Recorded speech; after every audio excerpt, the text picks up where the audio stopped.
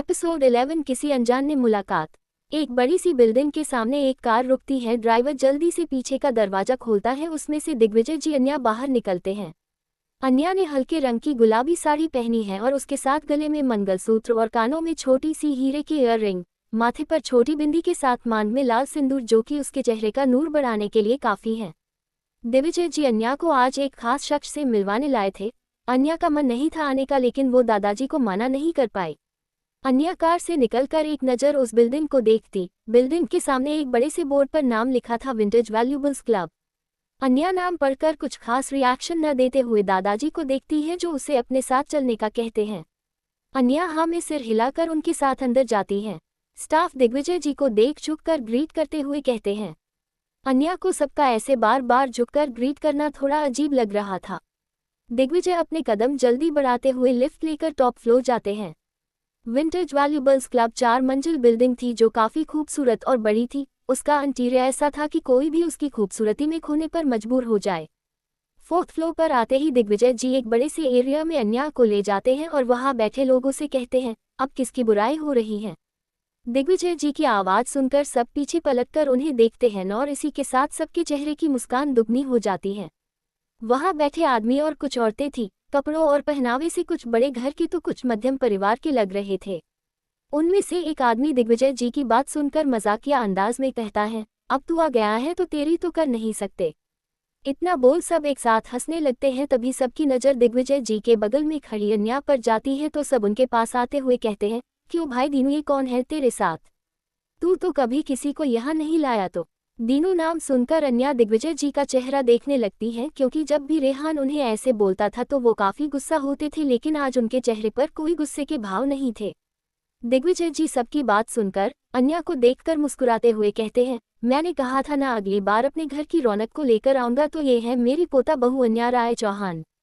उद्धरण चिन्ह। दिग्विजय जी की बात सुनकर सब हैरानी से अन्या को देखकर कहते हैं, क्या तेरे पोते ने शादी कर ली? ये बात अब तक न्यूज़ में क्यों नहीं है? और तो और तूने पार्टी भी नहीं दी। कब कैसे हुआ? किसी को अब तक इसकी खबर क्यों नहीं हुई? क्या तेरा पोता इसे भागा कर लाया है जो चुपचाप शादी करनी पड़ी? क्या तू परदादा बनने वाला है जो ऐसे बिना बताए शादी हुई? वहां खड़े सभी लोग एक के बाद एक सवाल पूछे जा रहे थे। सबके ऐसे सवाल सुन अन्या को काफी ज्यादा अनकंफर्टेबल कर रही थी। उसे बार बार रुद्र की बात याद आने लगी। अन्या का उदास चेहरा और भी उदास हो गया और वो धीरे से पीछे हट रही थी कि तभी भीड़ को चीरते हुए एक कर्कश लेकिन प्यारी आवाज आई, चुप हो जाओ सब। ये आवाज सुन सब पीछे मुड़कर देखते हैं तो एक लेडी जो करीब 70 साल की होंगी, बाल सफेद, चेहरे पर उम्र का तकाजा लेकिन चेहरे पर गजब का तेज, सिल्क की क्रीम कलर की साड़ी के साथ गले में मोतियों की माला। ये थी सियाता मेहता, मेहता परिवार की हेड और दिग्विजय जी की एक सबसे अच्छी दोस्त। वो अपनी पारखी नजरों से अन्या को देखते हुए उसके सामने खड़ी होकर मुस्कुराते हुए अन्या का गाल छूकर प्यार से कहती है, अरे भाई कब, क्या, कैसे हुआ, ये सब छोड़ो, देखो तो कितनी प्यारी बहू मिली है दिग्विजय को। आपका नाम क्या है बेटा? अन्या उनके ऐसा कहने पर हल्का मुस्कुराकर उनके पैर छूते हुए कहती है, अन्या। सियाता जी को अन्या का नेचर पहली नज़र में पसंद आ जाता है। वो प्यार से कहती है, बहुत प्यारा नाम है। आप इन सब की बातों का बुरा मत मानना, इनकी तो आदत है फालतू बातें करने की। उद्धरण चिन्ह। सियाता के ऐसे कहने पर सबका मुंह बन जाता है। दिग्विजय जी के चेहरे पर प्राउड स्माइल आ जाती है। सियाता दिग्विजय जी को स्माइल करते देख कहती है, वैसे मान गए तुम्हारी बहू भी नंबर 1 थी और अब पोता बहू में भी नंबर 1 है। दिग्विजय जी रहस्यमयी मुस्कान के साथ कहते हैं, तो फिर शर्त की बात मत भूल जाना। सियाता जी दिग्विजय जी को घूर कर देखती है, फिर अन्या को एक एक करके सबसे मिलवाती है। ये जगह एक क्लब थी, बिल्कुल अपने नाम विंटेज वैल्यूएबल्स क्लब की जैसी। यहाँ दिग्विजय जी के वो सारे साथी आया करते थे जो बचपन से जवानी तक उनके साथी रहे और वक्त और जिम्मेदारी में खुद के लिए समय नहीं मिला, इसलिए अब यहाँ सब इकट्ठा होते थे और बातों से साथ हर पल को जीते थे जो वो अपने जवानी में नहीं जी पाए।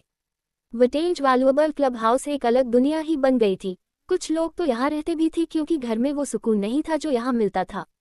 अन्या खुशी खुशी सबसे मिलती है। सबको अन्या एक ही नज़र में भा गई थी। सब दिग्विजय जी की तारीफ करते नहीं थक रहे थे। दिग्विजय जी भी अपना सीना चौड़ा करके सबको देख रहे थे। कुछ ही पल में सब आपस की बातों में मशगूल हो गए। सबने अन्या को अपनी पुराने दिनों की बातें बताई, जिसे सुनकर अन्या कभी हम सती खिलखिलाती तो कभी मुस्कुरा देती थी। कुछ पल बाद अन्या क्लब देखने के लिए निकल गई, तभी अचानक से वो किसी से टकरा जाती है। अन्या अपनी नज़र उठाकर जब सामने देखा तो सामने एक 26 से 27 साल की उम्र का लड़का अन्या को देखकर हल्का मुस्कुरा रहा था। वो लड़का दिखने में टॉल और हैंडसम था और उसकी आंखों में ऐसी कशिश थी जिसमें कोई भी लड़की डूब सकती थी। अन्या एक नज़र उसे देखती है, फिर अपनी नज़रें फेरकर सॉरी कहकर आगे चल देती है। वो लड़का अन्या को बस चुपचाप जाते हुए देखता रहता है। अन्या घूमते घूमते एक हॉल में आती है जहाँ ढेर सारे छोटे पौधे लगे थे। उस जगह को काफ़ी खूबसूरती से सजाया हुआ था। ये जगह अन्या को काफ़ी पसंद आती है क्योंकि उसे बचपन से नेचर से प्यार था। तभी उस क्लब का मैनेजर वहाँ आता है और अन्या को ऐसे घूमते देख काफ़ी अदब से पूछता है, excuse me ma'am, can I have your name? Anya उसे देखकर नॉर्मली जवाब देती है, अन्या। मैनेजर फिर से कहता है, okay ma'am, what about your surname? Manager Anya को नहीं जानता था और उसे ये भी नहीं पता था कि अन्या दिग्विजय जी के साथ आए हैं। वही अन्या मैनेजर का सवाल सुनकर सोच पड़ गई। उसे समझ नहीं आ रहा था कि वो क्या जवाब दे। रुद तो उसे अपनी वाइफ मनाता नहीं तो वो उसका सरनेम कैसे यूज़ कर सकती है। तभी उसके पीछे वही लड़का आकर खड़ा हो गया। वो मैनेजर को कुछ इशारा करते हुए उसे जाने का कहता है। मैनेजर उस लड़के को अच्छे से जानता था, इसलिए वो अन्या को देखकर पोलाइट वे में कहता है, sorry to disturb you ma'am, now you may explore the club. इतना बोलकर वो मैनेजर वहां से चला जाता है, लेकिन अन्या के दिल में वो एक सवाल छोड़कर जाता है जिसे सोच अन्या उदास हो जाती है और गुमसुम सी वही बेंच पर बैठ जाती है। वो लड़का अन्या को बड़े गौर से देख रहा था। अन्या के चेहरे की उदासी उससे छुप नहीं पाई। वो कुछ सोचकर जल्दी से वहां से चला जाता है और 2 मिनट से कम समय में वापस आता है और अन्या से थोड़ी दूरी बनाते हुए वही बेंच पर बैठकर उसे एक कॉफ़ी कप पास करता है। अन्या कॉफ़ी को देखकर अपने बगल में देखती है तो ये वही लड़का था जो उससे अभी टकराया था और अभी वही उसे कॉफ़ी दे रहा था। अन्या उससे असमंजस में ही देखते रहती है तो वो लड़का उसकी तरफ स्माइल करते हुए उससे कप लेने का इशारा करता है। अन्या कप ले लेती है। वो लड़का अन्या को देखकर कहता है, वैसे आपकी ये क्लब में आने की उम्र कुछ जल्दी नहीं है क्योंकि ये क्लब खासकर एल्डरली के लिए था। उद्धरण चिन्ह। अन्या कॉफ़ी की सिप लेते हुए उस लड़के को बिना देखे कहती, मेरा भी सेम थॉट है आपके बारे में। अन्या की बात सुनकर वो लड़का हल्का मुस्कुराते हुए कहता है, अरे नहीं, मैं इस क्लब का मेंबर नहीं हूँ, वो तो मैं अपनी दादी को पिक करने आया था। उद्धरण चिन्ह। अन्या कहती है, मुझे नहीं लगता मैं आपकी हूँ, आपको चश्मे की ज़रूरत है। वो लड़का अन्या के सीधा जवाब सुनकर सोचते हुए कहता है, आपने सही कहा, आप मेरी दादी नहीं हैं क्योंकि वो आप जैसे नहीं हैं। ये बोलते हुए उस लड़के की आवाज़ में एक अलग ही भाव थे। अन्या अपनी बाहें उठाते हुए सवालिया नज़रों से कहती है, आप मुझे जानते हैं? लड़का कुछ शरारती मुस्कान लिए कहता है, नहीं, पर मैं जानना चाहता हूँ। उद्धरण चिन्ह। अन्या उसकी बात किस डायरेक्शन में जा रही थी ये भांपकर कहती है, जानने के लिए बहुत देर हो गई। उद्धरण चिन्ह। फिर अपने मंगलसूत्र की तरफ इशारा करते हुए आगे कहती है, यहाँ नो एंट्री है और थैंक्स फॉर कॉफ़ी। इतना बोल अन्या उठकर जाने लगती है तो वो लड़का फिर से कहता है, उस हक से नहीं तो फिर दोस्ती के नाते तो जान ही सकता हूँ। उसकी बात सुनकर अन्या पलटकर उसे देख अपनी भौहें उचकाते हुए कहती है, दोस्ती? वो भी अजनबी से? वो लड़का स्माइल करते हुए उठता है, फिर अन्या के सामने खड़ा होकर बड़े अदब से कहता है, अजी दोस्ती अजनबियों से करने में ही फ़ायदा है, अपनों से तो दुश्मनी हो जाती है। वैसे मेरा नाम विक्रम मेहता है। फिर अपना हाथ आगे करके कहता है, क्या आप मुझसे दोस्ती करेगी? उद्धरण चिन्ह। विक्रम के पूछने पर अन्या बस उसका चेहरा ही देखते रह गई। उसकी आंखों में जो सच्चाई थी उसे देख अन्या उसे मना नहीं कर पा रही थी, इसलिए वो कुछ सोचकर कहती है, मेरा नाम अन्या है, और रही बात दोस्ती की तो मैं सोचूंगी कि आप उस लायक हैं या नहीं। इतना बोलकर अन्या वहां से जाने लगी तो विक्रम उसे आवाज देते हुए कहता है, मुझे इंतजार रहेगा पर इतना नहीं कि मैं इस क्लब का मेंबर बन जाऊं। अन्या जाते जाते विक्रम की बात सुनकर मुस्कुरा देती है पर उसे कोई जवाब दिए बिना चुपचाप वहां से चली जाती है। दिग्विजय जी अन्या को शाम तक वापस घर लेकर आ गए थे। वही विक्रम कार ड्राइव करते हुए भी अन्या के बारे में सोचकर मन मन मुस्कुरा रहा था। वही उसके बगल में बैठी उसकी दादी सियाता जी उसे काफी देर से नोटिस कर रही थी। वो अपने पोते की मुस्कान देखकर कहती है, क्या बात है, आज किसके ख्याल ने आपके चेहरे पर ऐसी मुस्कान बिखेर दी जो आपसे छुपाए नहीं छुप रही है? विक्रम अपनी दादी की बात सुन सकपका गया। वो खुद को नॉर्मल दिखाते हुए कहता है, किसी की भी तो नहीं दादी माँ, आप तो बेकार में ही इतना सोच रही हैं। उद्धरण चिन्ह। सियाता जी विक्रम के चेहरे के भाव देखकर मुस्कुराती है, फिर अपना सिर सीट से टिकाते हुए अपनी आंखें बंद करके कहती है, दादी माँ हूँ आपकी, आपके हर सांस की खबर रहती है मुझे, ज्यादा दिन तक छुपा नहीं पाओगे। इतना बोलकर वो मुस्कुरा देती है। वही विक्रम अपनी दादी की बात सुन मन में कहता है, हाँ जानता हूँ, जेम्स बॉन्ड की नानी है आप। आपको सब पता रहता है, लेकिन अभी मुझे खुद को कुछ नहीं पता, तो आपको क्या बताऊं। उद्धरण चिन्ह। इतना सोचते सोचते वो एक बार फिर अन्या के बारे में सोच मुस्कुरा देता है। वही अन्या घर आकर सबके लिए डिनर तैयार करती है। सबको अब अन्या की आदत हो गई थी, इसलिए सब अन्या के हाथ का बना खाना खाने पहुंच जाते हैं। अन्या ने ही नियम बनाया था कि डिनर और ब्रेकफास्ट सब साथ करेंगे। इसी बहाने पूरा परिवार साथ होगा, पर रुद्र अब तक ऑफिस से नहीं आया था। सब रुद्र के बिना ही डिनर करके अपने अपने कमरे में चले जाते नहीं। अन्या भी सब काम खत्म करके दादाजी को उनकी दवा देकर अपने कमरे में चली जाती नहीं। रात के 10 बजे रुद्र घर आता नहीं, लेकिन अंदर जाने की जगह वो बाहर गार्डन की ओर चला जाता नहीं और वहां बने एक छोटे से पिलर के पास खड़ा होकर अपने पॉकेट से सिगरेट निकाल उसे सुलगाते हुए उसके लंबे लंबे कश लेने लगता है। रुद्र के दिमाग में अब भी सुबह वाली अन्या की कही बात चल रही थी, जो उससे काफी बेचैन कर रही थी। उसे समझ नहीं आ रहा था कि आखिर उसे क्या होता जा रहा है। वो अपने दिल और दिमाग की जंग में घिरा हुआ था। तभी अभय की नज़र अपने कमरे की बालकनी से रुद्र पर जाती है। वो रुद्र को देखकर उसके पास जाने के लिए नीचे आ जाता है। रुद्र अपने सोच में ही गुम था कि तभी अभय उसके हाथों से सिगरेट लेते हुए कहता है, क्या हुआ भाई, भाभी से लड़ाई हो गई क्या, जो तू यहाँ खड़ा इस सिगरेट में खुद को जला रहा है। उद्धरण चिन्ह। अन्या का नाम सुनकर रुद्र गुस्से में उसे घूरते हुए कहता है, वो मेरे कोई नहीं लगती, ना ही मुझे उससे कुछ फर्क पड़ता है।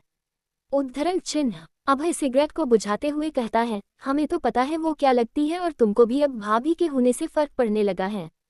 जितनी जल्दी ये बात अपने दिल को समझाएगा उतना बेहतर होगा। रुद्र उसे गुस्से में देखते हुए कहता है, ये बकवास बातें तुम अपने पास रखो। अभय रुद्र के गुस्से को इग्नोर करके सीरियस लहजे में कहता है, मेरी बात तुम्हें अभी बकवास लग रही है, लेकिन जल्द ही तुम्हें मेरी बातें सही लगने वाली हैं।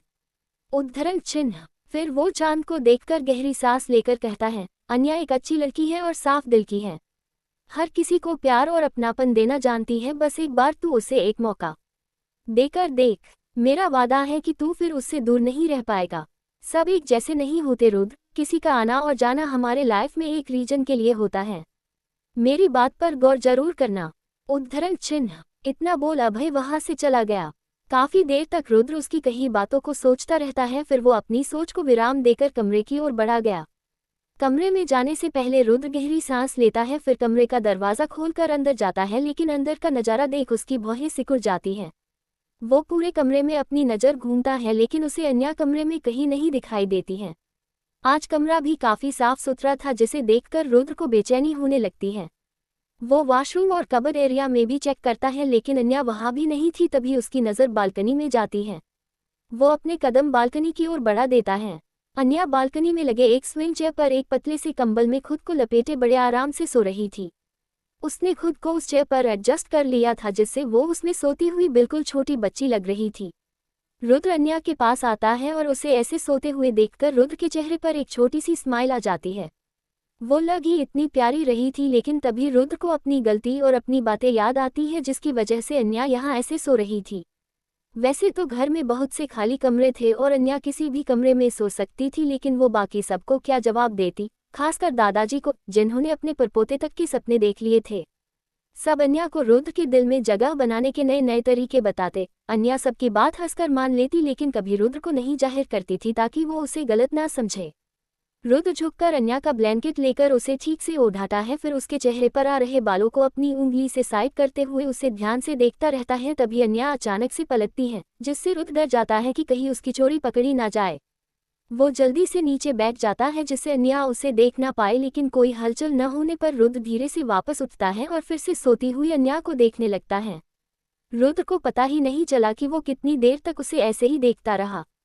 अन्या इन सारी बातों से बेखबर आराम से सो रही थी। क्या रुद्र मानेगा अभय की बात और देगा अन्या को एक चांस? एपिसोड 12 रुद्र का एक्सीडेंट। रुद्र सुबह जिम के लिए रेडी होकर जाने ही वाला था कि उसकी नज़र बालकनी की ओर जाती है। उसे देखकर थोड़ा आश्चर्य होता है, क्योंकि अन्या बालकनी में थी ही नहीं। रुद्र जिम से वापस आकर ऑफिस के लिए रेडी हो चुका था, लेकिन अब तक उसने अन्या की कोई आहट नहीं सुनी थी, न ही उसे देखा था। वो नीचे आता है तो उसकी नज़र डाइनिंग एरिया पर जाती है, जहां सब बैठे एक साथ नाश्ता कर रहे थे। रुद्र भी उन सब की ओर आ गया, लेकिन वहां भी उसे अन्या कहीं नजर नहीं आई। सब रुद्र को मॉर्निंग विश करते हैं और अपने अपने नाश्ते में लग जाते हैं। रुद्र की निगाहें न चाहते हुए भी सिर्फ अन्या को ढूंढ रही थी। ये देख शौर्य शरारती लहजे में कहता है, पता है मेरी नेक्स्ट फिल्म का एक गाना है जो किसी पर इस वक्त बहुत सूट कर रहा है। उद्धरण चिन्ह। तविश अपने नाश्ते का बाइक लेते हुए कहता है, कौन सा? शौर्य रुद्र को देख कहता है, अरे नाम बताकर मजा नहीं आएगा, गाकर सुनाता हूँ। उद्धरण चिन्ह। फिर अपना गला साफ करके गाना शुरू करता है। तरसे तरी आंखें, दिल के पास में कैसी, अंजनी एक रह पे, मन ढूंढे है उसको। गाने की लाइन रुद्र के दिल पर फिट तो हो रही थी, लेकिन शौर्य की सिंगिंग इतनी अच्छी नहीं थी, इसलिए रेहान तुरंत कहता है, आप रहने दो भाई, आपके बस का गाना वाना नहीं है, आप एक्टिंग ही करो। उद्धरण चिन्ह। ये सुनकर सब हंसने लगते हैं और शौर्य का मुंह बन जाता है, लेकिन रुद्र की निगाह तो अब भी बेचैनी से किसी को तलाश रही थी। तभी उसकी नज़र किचन से आती अन्या पर जाती है। ये देखकर उसकी आंखों में चमक आ जाती है, पर कुछ पल में ही वो चमक कहीं खो सी जाती है, क्योंकि अन्या ने उसे एक बार भी आंख उठाकर देखा तक नहीं था। ऐसा लग रहा था कि वो उसकी प्रेजेंस को इग्नोर करना चाहती है। रुद्र नाश्ता करके चुपचाप ऑफिस के लिए निकल जाता है, लेकिन अब भी उसके जेहन में सिर्फ अन्या ही थी। वो समझ नहीं पा रहा था कि अन्या के इग्नोर करने से उसे इतना फर्क क्यों पड़ रहा था। रात को भी अन्या रुद्र के कमरे में आने से पहले बालकनी में सो जाती है। रुद्र को उसकी ये बात अब खलने लगी थी। ऐसे ही कुछ दिन बीत गए। इन बीते दिनों में अन्या ने रुद्र को ऐसे इग्नोर किया कि वो शायद उसके साथ हो ही नहीं। रुद्र को अब ये सारी बात खल रही थी। यही सब बातें उसके अंदर हलचल सी मचा देती थी, जिसकी वजह से अब उसमें चिड़चिड़ापन बढ़ने लगा था। अन्या उसके दिमाग में हर वक्त छाई रहती थी। शाम के 7 बज रहे थे। रेहान, तविश, दादाजी तीनों हॉल में बैठे थे। रेहान और तविश अभी अभी घर आए थे। सब लोग हंसी खुशी बातें कर ही रहे थे कि रेहान की नज़र दरवाजे पर पड़ती है। वो सामने देखकर काफ़ी परेशान हो जाता है और हड़बड़ा कर उठते हुए कहता है, भाई। रेहान के हाथ में जो पानी का ग्लास था वो उसके हाथ से छूटकर गिर जाता है, जिसकी वजह से सब उसे देखते हैं और उसकी नज़रों का पीछा करते हुए सामने दरवाजे की ओर देखते हैं तो हैरान परेशान हो जाते हैं। अन्या के तो कदम ही लखा जाते हैं। वो सोफे के सहारे खुद को संभालती है। सामने जियान के साथ एक और बॉडीगार्ड रुद्र को सहारा देते हुए घर के अंदर लेकर आ रहा था। रुद्र के सिर के साथ साथ शरीर के कई हिस्सों पर पट्टियां बंधी थी और शर्ट पर खून के निशान थे। उसके चेहरे पर हल्के दर्द के भाव थे। रेहान भागते हुए रुद्र के पास जाता है और उसे सहारा देते हुए घबराई हुई आवाज में कहता है, भाई, भाई आप ठीक तो हो ना? क्या हुआ, कैसे हुआ ये सब? इतना बोलते हुए रेहान और जियान रुद्र को सोफे पर बैठा देते हैं। रेहान गुस्से में जियान को देखते हुए कहता है, जियान कुछ बताओगे? कैसे हुई भाई की ऐसी हालत? कौन था? जियान एक नज़र रुद्र को देखता है जो उसे कुछ न बोलने का इशारा करता है। ये देखकर दिग्विजय जी अपनी कड़क आवाज में कहते हैं, जियान हमें सच जानना है, कौन है इन सब के पीछे? उद्धरण चिन्ह। दादाजी के कहने पर जियान अपनी नजरें झुकाकर कहता है, सर हमारी राइवल कंपनी 4 दिन में होने वाली नए प्रोजेक्ट की मीटिंग में जाने से रोकने के लिए उन्होंने रुद्र सर पर हमला करवाया। ये सुनकर रेहान और दादाजी दोनों का खून खौल उठता है। दादाजी गुस्से में कहते हैं, माहिर सहगल, उसकी हिम्मत कैसे हुई मेरे पोते को नुकसान पहुंचाने की? सामने से जीतने की तो हिम्मत है नहीं उसमें, पीठ पीछे वार करने की आदत गई नहीं इसकी। इसे तो मैं इस बार नहीं छोड़ने वाला, मैं अभी कमिश्नर को फोन करता हूँ। इतना बोलकर दादाजी अपना फोन निकलने लगे, तभी सबके कानों में रुद्र की आवाज आती है, कोई कुछ नहीं करेगा। उद्धरण चिन्ह। ये सुन सब रुद्र को देखने लगते हैं तो रेहान गुस्से में कहता है, नहीं भाई इस बार तो हम उसे छोड़ नहीं सकते। उद्धरण चिन्ह। रुद्र सबको समझाते हुए कहता है, मुझे सामने से लड़ने की आदत है और पीठ पीछे कायल अदा करते हैं। किसको कैसे तोड़ना है वो मुझे अच्छे से पता है, इसलिए अभी कोई कुछ नहीं करेगा। मनाने दे उन्हें अपनी ख्वाबों की जीत का जश्न। ये कहते वक्त रुद्र के चेहरे पर कुछ ऐसे भाव थे जैसे उसने उनके लिए कुछ और ही सोच रखा नहीं। वहां खड़े सब उसकी बात का मतलब समझ रहे थे सिवाय अन्या के। वो तो एकटक रुद्र की चोटों को ही देख रही थी। अन्या रुद्र की चोटें देख उसका दर्द खुद में ही महसूस कर रही थी। रुद्र की वाइट शर्ट में लगे खून के निशान उसे काफी चुभ रहे थे। दादाजी रुद्र के बात से सहमत होते हुए कहते हैं, जियान रुद्र को उसके कमरे में ले जाओ। उद्धरण चिन्ह। जियान हाँ में सिर हिला देता है और रेहान और जियान रुद्र को उसके कमरे में ले जाते हैं। अन्या एकटक रुद्र को जाते हुए देख रही थी तो दिग्विजय जी उसके पास आकर उसके सिर पर हाथ रखकर कहते हैं, अन्या बेटा रुद्र बिल्कुल ठीक है, तुम चिंता मत करो। जिस मुकाम पर वो आज अकेला खड़ा वहाँ उसे ऐसे छोटी मोटी खरोचों का सामना करना ही पड़ता है, लेकिन वो शेर है इसलिए आज तक कोई उसके सामने टिक नहीं पाया है। तुम एक काम करो, उसका खाना उसके कमरे में ही ले जाओ।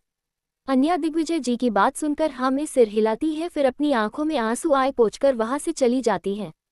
वो जब कमरे में आती है तो रुद्र सो रहा था, इसलिए उसने उसे जागना ठीक नहीं समझा। वो वापस नीचे आकर सबको डिनर सर्व करती है। आज टेबल पर अलग ही माहौल था, किसी के मन में गुस्सा तो किसी के मन में उदासी थी। वहां बैठे सभी जानते थे कि रुद्र ने इससे भी बड़े बड़े दर्द अकेले सहे हैं, लेकिन उसने कभी उफ तक नहीं किया। अगर दिग्विजय जी बॉस ऑफ द फैमिली है तो Rudra pillar of the family है। अन्या सबको डिनर कराकर दादाजी को उनकी मेडिसिन देती है, फिर रुद्र के लिए खाना लेकर उसके कमरे में आ जाती है। वो जैसे ही कमरे में एंटर करती है तो उसकी नज़र सीधा रुद्र से मिलती है। रुद्र ऐसे लेटा था जैसे उसी का इंतजार कर रहा हो। अन्या एक नज़र उसको देखती है, फिर खाने की प्लेट लेकर उसकी ओर बढ़ जाती है। वो प्लेट टेबल पर रखकर रुद्र को देखने लगती है। उसके राइट शोल्डर पर सबसे ज्यादा चोट थी, इसलिए वो अपना हाथ उठाकर खाना भी नहीं खा सकता था। ये देखकर अन्या आगे बढ़कर साइड का एक कुशन उठाकर रुद्र के पीछे लगती है। रुद्र तो बस चुपचाप उसके चेहरे को ही देख रहा था। अन्या रुद्र का पिलो ठीक करके टेबल से खाने की प्लेट उठाती है और खाने का एक निवाला तोड़कर उसकी ओर बढ़ा देती है। ये देखकर रुद्र उसे टोकते हुए कहता है, ये क्या कर रही हो? उद्धरण चिन्ह। अन्या अपने हाथ का निवाला देखकर कहती है, मुझे नहीं लगता इस एक्सीडेंट से आपकी आंखें कमजोर हो गई हैं। आपको पता है मैं क्या कर रही हूँ? उसका ऐसा टेढ़ा जवाब सुनकर रुद्र मन ही मन मुस्कुरा देता है। आखिर इतने दिन बाद तो अन्या ने उससे कुछ कहा था, लेकिन भाई रुद्र तो रुद्र है, इसलिए वो अपनी अक्ल में कहता है, पता है इसलिए पूछ रहा हूँ। तुम क्यों कर रही हो ये? मैं खुद खा लूंगा। उसके ऐसे बोलने पर अन्या उसे एक नज़र देखकर निवाला वापस प्लेट में रख देती है, फिर प्लेट सामने करके उसे खाने का इशारा करती है। रुद्र भी अपनी अक्ल में स्पून उठाता है, तभी उसकी शोल्डर में होने लगता है, जिससे हल्की आह निकल जाती है। ये देख अन्या काफी घबरा जाती है और तुरंत प्लेट टेबल पर रखकर रुद्र के शोल्डर को टच करके कहती है, क्या हुआ, आप ठीक हैं? दर्द हो रहा है? कभी तो अपनी अक्ल छोड़कर दूसरों की हेल्प ले लीजिए, पर नहीं, अक्ल में ही रहना है, किसी की बात सुनेंगे थोड़ी। अन्या अपने धुन में रुद्र को हक से डांट रही थी, जिसका अन्या को इल्म ही नहीं था। रुद्र तो बस उसके हिलते होठ ही देख रहा था। उसके हिलते होठ रुद्र को आकर्षित कर रहे थे, लेकिन जब अन्या की नज़र रुद्र से मिलती है तो वो अपनी ही बातों पर झेप जाती है। वो इधर उधर देखकर जल्दी से खाने की प्लेट उठाकर निवाला रुद्र की तरफ बढ़ा देती है। रुद्र एकटक उसे देख रहा था। अन्या उसकी आंखों में देखकर कहती है, ये मत समझो कि मैं ये आपकी पत्नी होने के नाते कर रही हूँ, ये समझो कि मैं इस घर की कोई सर्वेंट या आपके लिए एक अजनबी हूँ। इस नाते ही सही खा लो। उद्धरण चिन्ह। अन्या की बातें सीधा रुद्र के दिल पर असर कर रही थी। कहीं न कहीं उसे अपनी कही बातों पर पछतावा होने लगा था। उसने अन्या के चेहरे को देखा, जो उम्मीद से निवाला उसकी तरफ बढ़ा रही थी। रुद्र ने भी बिना कुछ कहे अपना मुंह खोल देता है और अन्या उसे एक निवाले खिला देती है। अन्या का ध्यान रुद्र को खाना खिलाने में था और रुद्र का ध्यान अन्या की आंखों पर, जिसमें बहुत कुछ था जिसे वो पढ़ नहीं पा रहा था। अन्या जल्दी से रुद्र को खाना खिलाकर उसे दवा देती है, तभी उसकी नज़र रुद्र की शर्ट पर जाती है जिसमें खून के धब्बे थे। वो जल्दी से वॉशरूम में जाकर एक गीला टॉवल और रुद्र की कबर्ड से उसके लिए दूसरी शर्ट लेकर आती है और उसके सामने खड़ी होकर सोचने लगती है कि अब वो उसे क्या कहे। कहीं वो उसकी बात का कुछ गलत मतलब ना निकाल ले। रुद्र जो अपने फ़ोन में कुछ मेल चेक कर रहा था, वो अन्या को अपने सामने खड़ा देख सवालिया नज़रों से अपनी एक आईब्राउ उचकाकर देखता है। अन्या जल्दी से अपने हाथ में पकड़ी शर्ट आगे करके कहती है, वो शर्ट, आपके शर्ट पर खून लगा हुआ है, इसे चेंज करना होगा। उद्धरण चिन्ह। अन्या के बोलने पर रुद्र अपनी शर्ट को देखता है तो उसे भी ध्यान आता कि अब तक वो उसी शर्ट में है। वो ऐसे तो सो नहीं सकता था, इसलिए वो हाँ में सिर हिलाते हुए जैसे ही उठने वाला होता है तभी उसके कंधे में फिर जोर का दर्द होता है। अन्या जल्दी से उसके कंधे को पकड़ फिक्र से कहती है, रुक जाए, मैं हेल्प करती हूँ, आप हिले नहीं। उद्धरण चिन्ह। रुद्र अपनी आंखें उठाकर अन्या को देखता है तो उसके चेहरे पर दर्द साफ दिखाई देती है। अन्या जल्दी से शर्ट साइड में रखकर रुद्र को थोड़ा उठाती है, पर अब प्रॉब्लम थी कि वो उसकी शर्ट कैसे खोले, ये उसके लिए काफी ऑकवर्ड था। उसके हाथ रुद्र की शर्ट के पास जाकर रुक गए। रुद्र उसको संकोच करते देख मुस्कुराने लगा। अन्या ने जल्दी से एक गहरी सांस ली और रुद्र के शर्ट के बटन एक एक कर खोलने लगी। हर बटन खोलने के साथ उसका दिल जोरों से धड़क रहा था। उसने खुद को काबू करने के लिए अपने दोनों होठों को आपस में दबा लिया। फिर धीरे से उसकी शर्ट बॉडी से अलग की। फिर शोल्डर के पास आकर वो ध्यान से शर्ट निकालने लगी। वो दोनों इतने करीब थे कि एक दूसरे की सांसें साफ महसूस कर रहे थे। रुद्र को अन्या से आती खुशबू मदहोश कर रही थी। उसका मन अन्या को अब बाहों में भरने का कर रहा था, लेकिन जब तक वो अपना हाथ उठाकर उसकी कमर तक ले जाता तब तक अन्या जल्दी से उससे दूर हो गई। वो बिना रुद्र से नजरें मिलाए अपने काम में लगी थी। उसने जल्दी से वो वेट टॉवल उठाया और रुद्र की परफेक्ट बॉडी को धीरे धीरे से टॉवल से साफ करने लगी। अन्या उसकी बॉडी देखकर कुछ शर्मा सी रही थी, जिससे उसके कान के साथ गाल भी लाल हो गए थे। उसका हर एक टच रुद्र की बॉडी में सेंसेशन पैदा कर रहा था, जिससे उसे अलग महसूस हो रहा था। अन्या ने अपनी नज़र उठाकर एक बार रुद्र को देखा, जो उसे ही देख रहा था। उसके चेहरे पर कोई भाव नहीं दिख रहे थे, लेकिन आंखें कुछ तो कह रही थी। अन्या जल्दी से अपनी नज़रें फेरकर रुद्र को उसकी शर्ट पहनाती है, फिर उसे बेड पर सही से लिटा देती है। फिर वो जैसे ही जाने के लिए मुड़ती है, तभी रुद्र झट से उसका हाथ पकड़ लेता है। अन्या रुद्र के स्पर्श को महसूस कर एक पल के लिए अपनी आंखें बंद कर देती है। वो एहसास उसके लिए काफी जाना पहचान था। अन्या जल्दी से खुद को नॉर्मल कर सवालिया निगाहों से पीछे पलट रुद्र को देखकर कहती है, क्या हुआ, कुछ चाहिए आपको? रुद्र उसकी आंखों में देखते हुए कहता है, तुम? उद्धरण चिन्ह। एपिसोड 13 बढ़ते जज्बात। ये सुनकर अन्या हैरानी से कहती है, जी। रुद्र को जब रियलाइज होता कि उसने फ्लो में क्या बोल दिया, तो जल्दी से खुद को सुधारते हुए कहता है, मेरा मतलब है तुम कहाँ जा रही हो? अन्या बालकनी की ओर इशारा करते हुए कहती है, बालकनी में सोने। उद्धरण चिन्ह। रुद्र तुरंत कहता है, उसकी जरूरत नहीं है, तुम यहाँ सोफे पर सो सकती हो, बाहर बहुत ठंड है। उद्धरण चिन्ह। रुद्र का ऐसा कहना अन्या के लिए शौक से कम नहीं था। वो उसे नासमझी में देखते हुए कहती है, पर आपने ही तो। वो इतना ही कह पाती है कि रुद्र उसकी बात बीच में काटते हुए कहता है, और अब मैं ही कह रहा हूँ, यही सो जाओ। ये बोलकर वो अन्या का हाथ छोड़ देता है। अन्या अब तक असमंजस में रुद्र को ही देख रही थी। उसे रुद्र एक पहेली जैसा लग रहा था, जिसे जितना जानने की कोशिश करो उतना ही उलझते जाओ। वो मन में दुविधा लिए सोफे पर आकर लेट जाती है और कुछ ही देर में उसे नींद आ जाती है। अन्या के सोया हुआ महसूस कर रुद्र अपनी आंखें खोलकर अपने सामने देखता है, जहां अन्या बड़े आराम से सोई हुई थी। वो उसे एकटक देखता रहता है, जैसे उसे देखने भर से उसका सारा दर्द, सारी तकलीफ गायब हो रही हो। रुद्र अन्या को देखते देखते कब सो जाता है उसे पता ही नहीं चला। अन्या अपने वक्त पर ही उठती। उसकी नज़र अपने सामने बेड पर सोए रुद्र पर जाती है। रुद्र के बाल उसके माथे की सफ़ेद पट्टी पर बिखरे हुए थे, जो उसे अट्रैक्टिव बना रहे थे। अन्या उसको यूं सुकून से सोता देख मुस्कुराते हुए वॉशरूम फ्रेश होने चली जाती है। वो कुछ देर बाद नहाकर बाहर आती है। आज उसने हल्के हरे रंग की साड़ी और उसी के साथ फुल स्लीव ब्लाउज पहना था। वो एक नज़र सोते हुए रुद्र को देखकर मिरर के सामने आ जाती है। फिर वो अपने बालों को सुलझाकर माथे पर बिंदी, होठों पर गुलाबी लिपस्टिक लगाती है, गले में मंगलसूत्र और मांग में रुद्र के नाम का सिंदूर सजाकर मिरर से रुद्र को देखने लगती है। तभी उसकी नज़र रुद्र के चेहरे पर जाती है, जिस पर दर्द के कारण शिकन थी। ये देखकर वो जल्दी से उसके पास जाती है और देखती है कि रुद्र के कंधे पर लगा पिलो नींद में ही अपनी जगह से हट गया था। अन्या समझ गई कि इसी वजह से रुद्र को दर्द हो रहा है, लेकिन दवा के असर में उसकी नींद नहीं खुली। वो झट से आगे बढ़कर रुद्र के कंधे की तरफ झुककर उसके तकिए को ठीक करने लगी, लेकिन तभी उसका बैलेंस बिगड़ गया। वो सीधे रुद्र के ऊपर गिरने ही वाली थी कि तभी उसने अपने हाथ से खुद को रोक लिया, पर तभी रुद्र नींद में कुछ हिला और अन्या के होठ सीधा उसके गाल से छू गए। अन्या को जब महसूस हुआ तो उसकी आंखें बड़ी हो गई। वो इस अचानक सी हुई हरकत से सकपका गई। अन्या जल्दी से हड़बड़ाते हुए उठती है और बिना रुद्र को देखे वहां से चली जाती है। उसे ये सोचकर काफी शर्म आ रही थी कि अगर रुद्र जग गया होता तो क्या सोचता उसके बारे में कि वो नींद में उसका फायदा उठाने की कोशिश कर रही थी। ये सारी बात सोचकर अन्या कुछ घबरा गई थी। उसे फिर से रुद्र का गुस्सा और उसकी वार्निंग याद आने लगी। फिर वो जल्दी से नीचे किचन में आकर अपने कामों में लग गई। वही कमरे में रुद्र बेफिक्र सुकून की नींद सो रहा था। उसे तो पता ही नहीं कि आखिर हुआ क्या। सुबह के 9 बजे रुद्र की नींद खुलती है। दवा के असर से उसे रात में गहरी नींद आई थी। वो अपनी आंखें खोलकर सबसे पहले सामने देखता है। सोफे पर अन्या को न देखकर रुद्र घड़ी को देखता है। उसे आज काफी लेट हो गया था, इसलिए जल्दी से उठने की कोशिश करता है, जिसकी वजह से उसके कंधे में जोर का दर्द होने लगता है। रुद्र अपने कंधे को पकड़ बेड पर आराम से बैठता है, तभी उसके कमरे का दरवाजा खुलता है। रुद्र को लगा अन्या होगी, इसलिए जो झट से दरवाजे की तरफ करता है, पर सामने अन्या नहीं बल्कि रेहान था। रेहान ने जैसे ही रुद्र को बेड पर अपने कंधे को पकड़े देखा तो वो घबरा गया। वो जल्दी से भागकर उसके पास आता है और फिक्र भरे लहजे में कहता है, भाई आप ठीक हो? आपको दर्द हो रहा है? डॉक्टर को बुलाऊं? इतना बोलते हुए रेहान ने जैसे ही अपना फोन निकाला है, रुद्र उसका फोन लेते हुए कहता है, नहीं रेहान, जरूरत नहीं है, मैं बिल्कुल ठीक हूँ। उद्धरण चिन्ह। रेहान एक बार फिर उसको देखकर कंफर्म करते हुए कहता है, पक्का।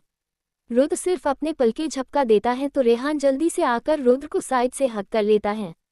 उसे ऐसे करते देख रुद्र को कोई हैरानी नहीं हुई। वो रेहान का नेचर जानता था कि वो बाहर से जितना जिंदा दिल और मजाकिया है उतना ही अंदर से भावुक, इसलिए रुद्र अपने दूसरे हाथ से रेहान के सिर को सहलाते हुए कहता है, रेहान, मैं बिल्कुल ठीक हूँ और ऐसी छोटी छोटी खरोचों से डरना नहीं चाहिए। उद्धरण चिन्ह। रेहान कहता है, भाई डर तो लगता है आपको खोने से। आपको पता है ना, जब से मम्मा गई है तब से आप ही मेरी दुनिया हो। आपको मैं खो नहीं सकता भाई। डर लगता है कि अगर आपको कुछ हो गया तो मैं अकेला पड़ जाऊंगा। उद्धरण चिन्ह। रुद्र रेहान के इमोशन अच्छे से समझ रहा था, लेकिन उसे ऐसे रोते हुए देख उसे बिल्कुल अच्छा नहीं लग रहा था, इसलिए वो उसे खुद से दूर कर उसकी आंखों में आए आंसू पोंछकर विश्वास के साथ कहता है, ऐसा कभी नहीं होगा, फालतू बात सोचना बंद करो। उद्धरण चिन्ह। फिर कुछ सोचकर आगे कहता है, अगर इतना ही सोचने का दिल कर रहा है तो मेरे बदले आज ऑफिस चले जाओ। वहाँ काम करोगे तो ऐसी फालतू बातें नहीं सोचोगे। उद्धरण चिन्ह। ऑफिस का नाम सुनकर रेहान हड़बड़ाते हुए कहता है, ऑफिस? मैं? रुद्र हाँ में सिर हिलाता है। रेहान ये सुनकर जल्दी से कहता है, मैं कैसे जा सकता हूँ? मुझे तो कॉलेज जाना है, मेरी इम्पोर्टेंट क्लास है। उद्धरण चिन्ह। असल में रेहान ने ऑफिस से बचने के लिए ही कॉलेज ज्वाइन किया था। रुद्र कहता है, कब तक ये बहाना बनाओगे? रेहान रुद्र के गले में प्यार से बाहें डालकर कहता है, जब तक आप मेरे साथ हो भाई, यानी लाइफ टाइम के लिए। उद्धरण चिन्ह। इतना बोलकर रेहान अपनी बत्तीसी दिखा देता है। रुद्र उसकी इस हरकत पर हल्का सा मुस्कुरा देता है। ये देखकर तो रेहान खुद को जोर का पिंच करता है ताकि वो खुद को यकीन दिलाए कि रुद्र आज उसकी बात पर मुस्कुरा रहा है। रुद्र उसकी हरकत देखकर सवालिया नजरों से उसे देखता है तो रेहान अपना फोन ढूंढते हुए कहता है, मेरा फोन कहाँ है? मुझे जल्द से जल्द डॉक्टर को बुलाना होगा और आपका फुल चेकअप करवाना होगा। मुझे लगता है आपकी एक दो नस हिल गई है इस एक्सीडेंट से। रुद्र उसकी नौटंकी देख उसे घूरते हुए कहता है, क्या बकवास कर रहे हो? रेहान कहता है, भाई बकवास नहीं, सच कह रहा हूँ। आपको पता है आप अभी अभी मुस्कुराए, वो भी मेरी बात पर। या तो आपकी एक दो नस हिल गई है या मेरे जोक्स ऑस्कर लेवल जितने अच्छे हो गए हैं। उद्धरण चिन्ह। रुद्र उसकी बात सुनकर अपनी भौहें उठाते हुए कहता, नस जोक्स का पता नहीं, लेकिन तुम्हारी नौटंकी ऑस्कर लेवल जितनी हो गई। उद्धरण चिन्ह। इतना बोलकर रुद्र जैसे ही वाला होता है कि तभी रेहान की नज़र रुद्र के गाल पर जाती है, जिसे देखकर वो शरारती लहजे में कहता है, ओह अब पता चला मेरे गुस्से वाले भाई का मूड आज इतना जॉली कैसे है। रुद्र उसकी बात को इग्नोर करके अपने फ़ोन में कुछ चेक करता है, पर रेहान अपने ही धुन में कहता है, वो इसलिए क्योंकि मेरी प्यारी भाभी ने भाई को इतनी प्यारी गुड मॉर्निंग जो दी है। उसकी बात में अन्या का जिक्र सुन रुद्र की उंगलियां रुक जाती हैं और वो रेहान को घूरता है। रेहान मुंह बनते हुए कहता है, मुझे क्यों घूर रहे हो भाई? हकीकत तो आपका वो निशान बयां कर रहा है जो छुपाते नहीं छुप रहा है। इतना बोलकर रेहान हंसने लगा और तभी उसकी नज़र दरवाजे पर गई, जहां अन्या रुद्र की कॉफी ले खड़ी थी, पर जैसे उसके कानों में रेहान की बात पड़ी तो वो जम सी गई। रेहान अन्या को देख हंसते हुए उसके पास जाकर कहता है, वो भाभी आपने तो गजब ही कर दिया। फिर कान के पास जाकर धीरे से कहता है, वैसे ही गजब अप्रोच किया करे ताकि मेरे एक्सप्रेशनलेस भाई के चेहरे पर कुछ अलग भाव तो दिखे। उद्धरण चिन्ह। इतना बोलकर रेहान अन्या को विंक करके चला जाता है। अन्या को तो समझ नहीं आ रहा था कि वो क्या करे, न मुस्कुरा पा रही थी न कुछ कह पा रही थी। तभी उसकी नज़र सामने से उसकी तरफ आते रुद्र पर गई। रुद्र को खुद के पास आता देख अन्या की तो सांसें ही बैठने लगी। उसे डर लग रहा था कि रुद्र जरूर उसे उसकी सुबह अनजाने में की गई हरकत के लिए डांटेगा। जैसे जैसे रुद्र अन्या के करीब बढ़ रहा था वैसे वैसे अन्या की दिल की धड़कनें बढ़ रही थी। उसने तो डर से अपनी आंखें तक बंद कर लीं। रुद्र उसकी ऐसी हरकत देखकर सोचने लगा कि आखिर वो ऐसा क्यों कर रही है। वो अन्या के पास खड़ा होकर उसके कांपते हुए होठों को देखकर जल्दी से वॉशरूम की ओर चला गया। वॉशरूम के दरवाजा बंद होने की आवाज़ से अन्या ने जल्दी से अपनी आंखें खोलीं। वो रुद्र को अपने पास न देखकर दिल पर हाथ रख के यार एक चैन की सांस लेते हुए मन में कहती है, अभी तो बच गई अन्या और पता नहीं कब तक बचती रहेगी। इस रुद्रदेव का प्रकोप कभी भी तुझ पर गिर सकता है, बेहतर यही होगा मैं इनके सामने न आऊं। उद्धरण चिन्ह। इतना बोलकर वो जल्दी से कॉफी टेबल पर रखकर वहां से चली जाती है। वही वॉशरूम में रुद्र मिरर के सामने खड़ा होकर फ्रेश होने के लिए टैप ऑन करता है कि तभी उसकी नज़र अपने चेहरे पर लगे निशान पर जाती है, जिससे उसे रेहान की बात याद आती है। वो उस निशान को अपनी उंगली से छूता है तो उसे एहसास होता है कि ये लिपस्टिक का निशान है। रुद्र सोच में पड़ जाता है कि आखिर लिपस्टिक का निशान उसके गाल पर कैसे आया। तभी उसके जहन में अन्या का चेहरा आता है और उसी के साथ उसे कपकपाते होठ याद आते हैं, उन पर भी यही रंग लगा था। जिसे सोचकर रुद्र की भौहें तन जाती है। आखिर इस निशान का मतलब क्या है? वो खुद को मिरर में देख अपने गालों पर लगे उस निशान के ऊपर उंगलियां फेरकर अन्या को महसूस करता है। ये फीलिंग उसके लिए बिल्कुल अलग थी। वो निशान को छूकर हल्का सा मुस्कुरा देता है। उसे अन्या पर बिल्कुल भी गुस्सा नहीं आ रहा था, बल्कि वो खुद कुछ और ही फील कर रहा था जिसे अभी भी वो समझ नहीं पा रहा था। कुछ देर बाद वो फ्रेश होकर अपने स्टडी रूम में चला आया। आज वो ऑफिस नहीं गया था, इसलिए घर से ही वो अपने सारे जरूरी काम निपटा रहा था। जियान भी उसके साथ ही था। रुद्र जब काम में लगा होता है तो उसे वक्त का कुछ होश नहीं रहता है। कब सुबह से दोपहर और दोपहर से शाम हो गई, उसे कुछ पता ही नहीं चला और आज भी वही हुआ। अन्या ने रुद्र का खाना और दवाइयां नौकर के हाथ उसके स्टडी रूम में ही भिजवा दी थी। असल में वो सुबह वाले इंसिडेंट की वजह से रुद्र के सामने जाने से डर रही थी, लेकिन जब उसे पता चला कि रुद्र ने अब तक न खाना खाया न दवाई ली तो उसे अब रुद्र की फिक्र होने लगी थी। उसे इतनी चोट लगी थी, उस पर से इतना काम उसके लिए ठीक नहीं था। नौकरों से ये भी पता चला कि ये रुद्र की पुरानी आदत है और काम के बीच में उसे दखलंदाजी बिल्कुल पसंद नहीं है। ये सब जानकर अन्या सोच में पड़ गई। वो जाना तो नहीं चाहती थी, लेकिन जब उससे रहा नहीं गया तो वो अपने कदम उसके स्टडी रूम की तरफ बढ़ा देती है। उसके अंदर घबराहट तो थी, लेकिन उससे ज्यादा रुद्र की फिक्र थी, इसलिए वो अपनी सारी हिम्मत जुटाकर दूर नॉक करती है। रूम से आवाज आती है तो अन्या गहरी सांस लेकर अंदर चली जाती है। सामने रुद्र अपनी चेयर पर बैठा कोई पेपर्स पढ़ रहा था। उसके आसपास टेबल पर भी पेपर्स बिखरे हुए थे और जियान ठीक उसके बगल में खड़ा होकर उसके इंस्ट्रक्शंस को फॉलो कर रहा था। जियान की नज़र अन्या से मिलती है तो अन्या उससे जाने का इशारा करती है, जिसे देखकर जियान रुद्र को देखता है जो अपने कामों में खोया हुआ था। जियान को समझ नहीं आता कि आखिर वो करे तो क्या करे, अपने बॉस से इजाज़त ले या अपनी नई लेडी बॉस की बात मानकर चुपचाप बाहर चला जाए। फिर जियान कुछ सोचकर बाहर चला जाता है, तभी नौकर भी खाने की प्लेट अन्या को पकड़ा कर चला जाता है। इस वक्त कमरे में सिर्फ अन्या और रुद्र थे।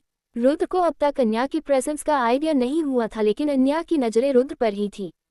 उसे समझ नहीं आ रहा था कि वो आ तो गई है, लेकिन रुद्र को कहे क्या, कहीं उसका गुस्सा उस पर फूट न जाए। यही सब सोचकर वो घबराहट में अपने हाथ मसलती है, जिससे उसके हाथ में पहनी चूड़ियां खनक जाती हैं। ये आवाज़ सुन रुद्र तुरंत अपनी नज़रें उठाकर सामने देखता है तो अन्या की नज़र उसकी नज़र से मिलती है, जिससे एक पल के लिए दोनों एक दूसरे में खो जाते हैं। लेकिन अन्या जल्द ही होश में आते हुए अपनी नज़रें झुका लेती है।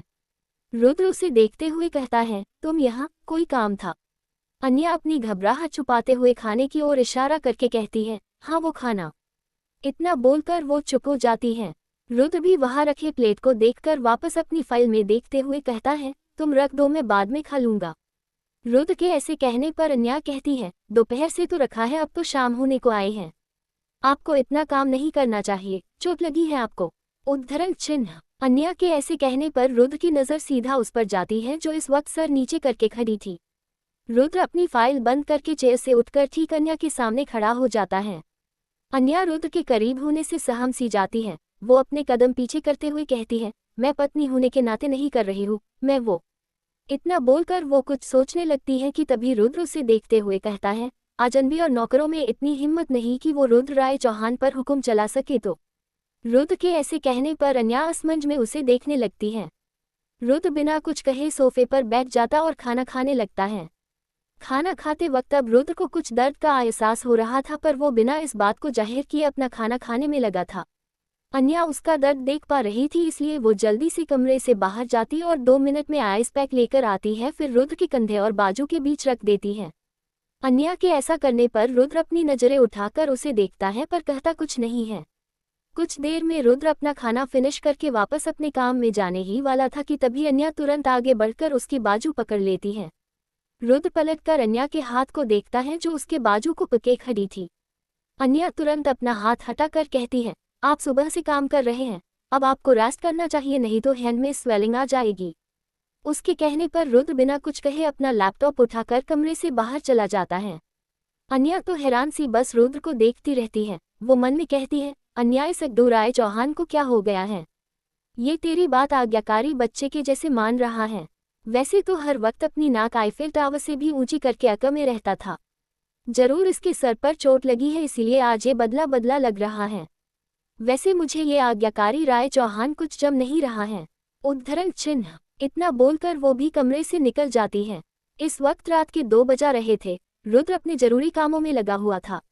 अन्या सोफे पर आराम से सोई हुई थी। तभी काम करते करते रुद्र के हाथों में कुछ दर्द होने लगा, जिससे खुद के हाथों को रिलैक्स छोड़कर वो लैपटॉप बंद कर देता है। जैसे ही वो लैपटॉप टेबल पर रख रहा था तभी उसकी नज़र सामने सोफे पर सोई हुई अन्या पर जाती है। कमरे में सिर्फ रुद्र के साइड की लाइट जल रही थी। वो सोती हुई अन्या को देखकर उसके पास बढ़ जाता है। सोते हुए अन्या छोटी बच्ची की तरह क्यूट लग रही थी। रुद्र उसे देखते देखते कहीं खो सा गया। वो घुटनों के बल बैठकर अन्या के चेहरे को करीब से देख रहा था। न जाने क्या कशिश थी उसमें जो रुद्र उसमें डूबने से खुद को रोक नहीं पा रहा था। तभी उसकी नज़र अन्या के गुलाबी होठ पर जाती है। उसके मन में एक बार अन्या की वो मुलायम होठ छूने की चाह जगती है। वो अन्या के होठों को देखते हुए अचानक आगे बढ़ता है और हल्के से उसके होठों को छूकर जल्दी से दूर हो जाता है। ये एक सॉफ्ट किस थी जिसका अन्या को कुछ पता नहीं चला, लेकिन इस किस के बाद से उसका दिल मानो बेचैन हो गया। उसे खुद पर अब गुस्सा आ रहा था क्योंकि वो खुद के इमोशन को काबू नहीं कर पा रहा था। ऐसे कैसे वो अन्या को किस कर सकता है? उसका कोई हक नहीं है। क्या रुद्र समझ पाएगा अपने दिल में उठे जज्बातों को, या अपने पुराने जख्मों के कारण कर देगा अन्या को खुद से दूर? एपिसोड 14। समायरा ने की अन्या की इंसल्ट। वो बेचैन सा बेड पर आकर लेट गया। उसे अब तक अपनी फीलिंग का कोई एहसास नहीं हो रहा था या हो रहा था, लेकिन वो खुद मानने से इनकार कर रहा था। ऐसे ही सोचते सोचते उसे भी नींद ने अपने आगोश में ले लिया। ऐसे ही 3 दिन बीत जाते हैं। अन्या ने रुद्र के हर जरूरत का ख्याल रखा।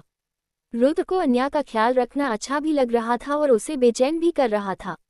दिग्विजय जी अन्या को देख मन ही मन संतुष्ट थे, क्योंकि अन्या के आने के बाद उसके पोते में कुछ ऐसे बदलाव आए थे जो वो साफ देख पा रहे थे। आज रुद्र को ऑफिस जाना था, इसलिए वो सुबह सुबह तैयार हो गया। अन्या को इस बात की खबर नहीं थी। वो तो सबके लिए नाश्ता बनाने में लगी थी। सभी डाइनिंग एरिया में आकर ब्रेकफास्ट करने लगते हैं। तभी चौहान मेंशन में एक रेड कलर की स्पोर्ट्स कार इंटर होती है। गार्ड्स उस कार को पहचानते थे, इसलिए वो दरवाज़ा बिना किसी रुकावट के खोल देते हैं। कार सीधा चौहान मेंशन के में दूर पर आकर रुकती है और ड्राइविंग सीट का दरवाज़ा खुलता है। कार से एक 5 फीट के करीब की लड़की निकलती है। गोरा रंग, कंधे से भी ऊपर आते ब्राउन बाल, व्हाइट कॉलर की शॉर्ट ड्रेस जो उसकी गोरी थाई को मुश्किल से ढक रही थी। चेहरे पर घमंड भरी मुस्कान लिए वो चौहान मेंशन के अंदर जाती है। सब नाश्ता करके हॉल में ही बैठे थे। रुद्र भी ऑफिस जाने के लिए रेडी होकर नीचे आ चुका था। तभी वो लड़की रुद्र को देखकर सीधा आकर उसके गले लगते हुए कहती है, oh Rudra, I missed you so much. सब उस लड़की को देखकर हैरान हो जाते हैं, लेकिन वो सब उसे अच्छे से जानते थे और साथ ही रुद्र का नेचर भी जानते थे। पर वही थोड़ी दूर खड़ी अन्या के लिए ये सब नया था। वो तो जब से चौहान मेंशन में आई थी तब से उसे यहाँ कोई फीमेल नहीं दिखी थी, नहीं रुद्र को किसी लड़की के बारे में बात करते सुना था, और आज ऐसे अचानक कोई लड़की आकर सीधा रुद्र से लिपट गई थी। ये उसके लिए काफी शॉकिंग था। रुद्र जल्दी से उस लड़की को खुद से अलग करके गुस्से में कहता है, समायरा तुमसे कितनी बार कहा है दूर रहकर बात किया करो। उद्धरण चिन्ह। ये लड़की समायरा मेहरा थी, रुद्र, शौर्य और अभय की कॉलेज फ्रेंड। समायरा की नज़र शुरू से ही रुद्र पर थी, लेकिन रुद्र कभी उसे घास तक नहीं डालता था। वो जितना उसके करीब जाने की कोशिश करती थी रुद्र उसे उतना ही इग्नोर करता था। रुद्र के ऐसे अलग करने पर समायरा का तो मुंह बन जाता है, लेकिन वो फिर भी जबरदस्ती की मुस्कान के साथ कहती है, लेकिन रुद्र दोस्तों से ऐसे ही मिलते हैं। उद्धरण चिन्ह। रुद्र कड़क लहजे में कहता है, पर मुझे नहीं पसंद ऐसे मिलना। उद्धरण चिन्ह। तभी पीछे से शौर्य आते हुए कहता है, लेकिन मुझे पसंद है। फिर वो अपनी बाहें फैला देता है। समायरा शौर्य की आवाज़ सुन उसकी तरफ देखती है और मुस्कुराकर उसे वार्म हग देते हुए कहती है, वाओ, तुम भी यही हो, वरना तुमसे मुलाकात तो सिर्फ स्क्रीन पर ही होती है। शौर्य अपने उसी फ्लर्टिंग वे में कहता है, तुम चाहो तो रियल लाइफ में भी हो सकती है। उद्धरण चिन्ह। इतना बोलकर शौर्य विंग करता है, जिससे समायरा शर्माते हुए कहती है, क्या तुम भी? रुद्र उनकी बकवास बातें सुनकर अपनी घड़ी में वक्त देखते हुए कहता है, तुम दोनों बातें करो, मुझे ऑफिस जाना है। रुद्र की बात सुन समायरा उसको रोकते हुए कहती है, रुद्र मुझे भी तुम्हारे ऑफिस आना था। वो डैड ने प्रोजेक्ट में चेंजेस किए थे, उसी मैटर में तुमसे डिस्कशन करना था। समायरा की बात सुन रुद्र काफी फीके टोन में कहता है, सॉरी मैं फ्री नहीं हूँ। मिस्टर मेहरा को जो भी प्रॉब्लम है वो तुम मेरी टीम या अमन से डिस्कस सकते हैं। उसका ऐसा जवाब सुनकर समायरा की मुस्कान फीकी हो जाती है। उसे लगा था कि अगर वो रुद्र से काम से रिलेटेड बहाना बनाएगी तो वो मना नहीं कर पाएगा और उसे वक्त देगा। इस बीच वो शायद रुद्र के करीब आ सके, लेकिन रुद्र ने तो सीधा उसके मुंह पर माना कर दिया। वही रेहान और तविश रुद्र के हाथों समायरा की इनडायरेक्ट बेइज्जती सुन मुंह दबाकर हंस रहे थे। समायरा की चाहत से वहां हर कोई वाकिफ था, यहाँ तक खुद रुद्र भी, इसलिए वो सब की तरह उससे भी दूरी बनाकर रखता था। तभी वहां दादाजी की आवाज़ आती है, जो अभी अभी अपने कमरे से आए थे। अरे समायरा बेटा, आप कब आई? हमें तो किसी ने बताया ही नहीं। उद्धरण चिन्ह। दिग्विजय जी की आवाज़ सुन समायरा वापस से अपनी मुस्कान बिखेरते हुए उनके पास जाकर कहती है, बस अभी आए हूँ दादाजी, आप कैसे हैं? दिग्विजय जी सोफे पर बैठते हुए खुशी से कहते हैं, मैं तो बिल्कुल तंदुरुस्त हूँ, और वैसे भी जब से मेरे पोते ने मेरी आधी ख्वाहिश पूरी की, मुझे तो ऐसा लग रहा है कि खुशी से मेरी उम्र 10 साल घट गई है। बस अब आधी और हो जाए तो मैं जवान हो जाऊंगा। उद्धरण चिन्ह। इतना बोल दिग्विजय जी रुद्र को देखकर हंसने लगते हैं। रुद्र उनकी गोल गोल बात अच्छे से समझ रहा था, इसलिए उसकी नज़र बातों ही बातों में थोड़ी दूर खड़ी अन्या पर चली जाती है, जिसे देखकर रुद्र को वो पल याद आ जाते हैं जब वो बहक गया था। वो जल्दी से अपनी नज़रें फेर लेता है। सबको दादाजी की बात समझ आ गई थी सिवाय समायरा के। वो कंफ्यूज से एक्सप्रेशन लिए सबके मुस्कुराते चेहरे को देखकर कहती है, क्या मतलब दादाजी, मैं कुछ समझी नहीं। दिग्विजय जी अपने पोते को चिढ़ाते हुए कहते हैं, अरे जो बात कहनी थी सो मैंने कह दी, और रही बात मतलब की तो वो तुम अपने दोस्त से ही पूछो, वो ही तुम्हें अच्छे से समझा देगा। क्यों, सही कहा ना? उद्धरण चिन्ह। दिग्विजय जी जानबूझकर रुद्र को प्रवोक कर रहे थे। समायरा उनकी बात से और कंफ्यूज हो जाती है। वो सवालिया नज़रों से रुद्र को देखती है, तभी उसकी नज़र थोड़ी दूर खड़ी अन्या पर जाती है। चौहान मेंशन में किसी अनजान लड़की को देख समायरा हैरान रह जाती है। वो अन्या की तरफ इशारा करते हुए कहती है, वो कौन है दादाजी?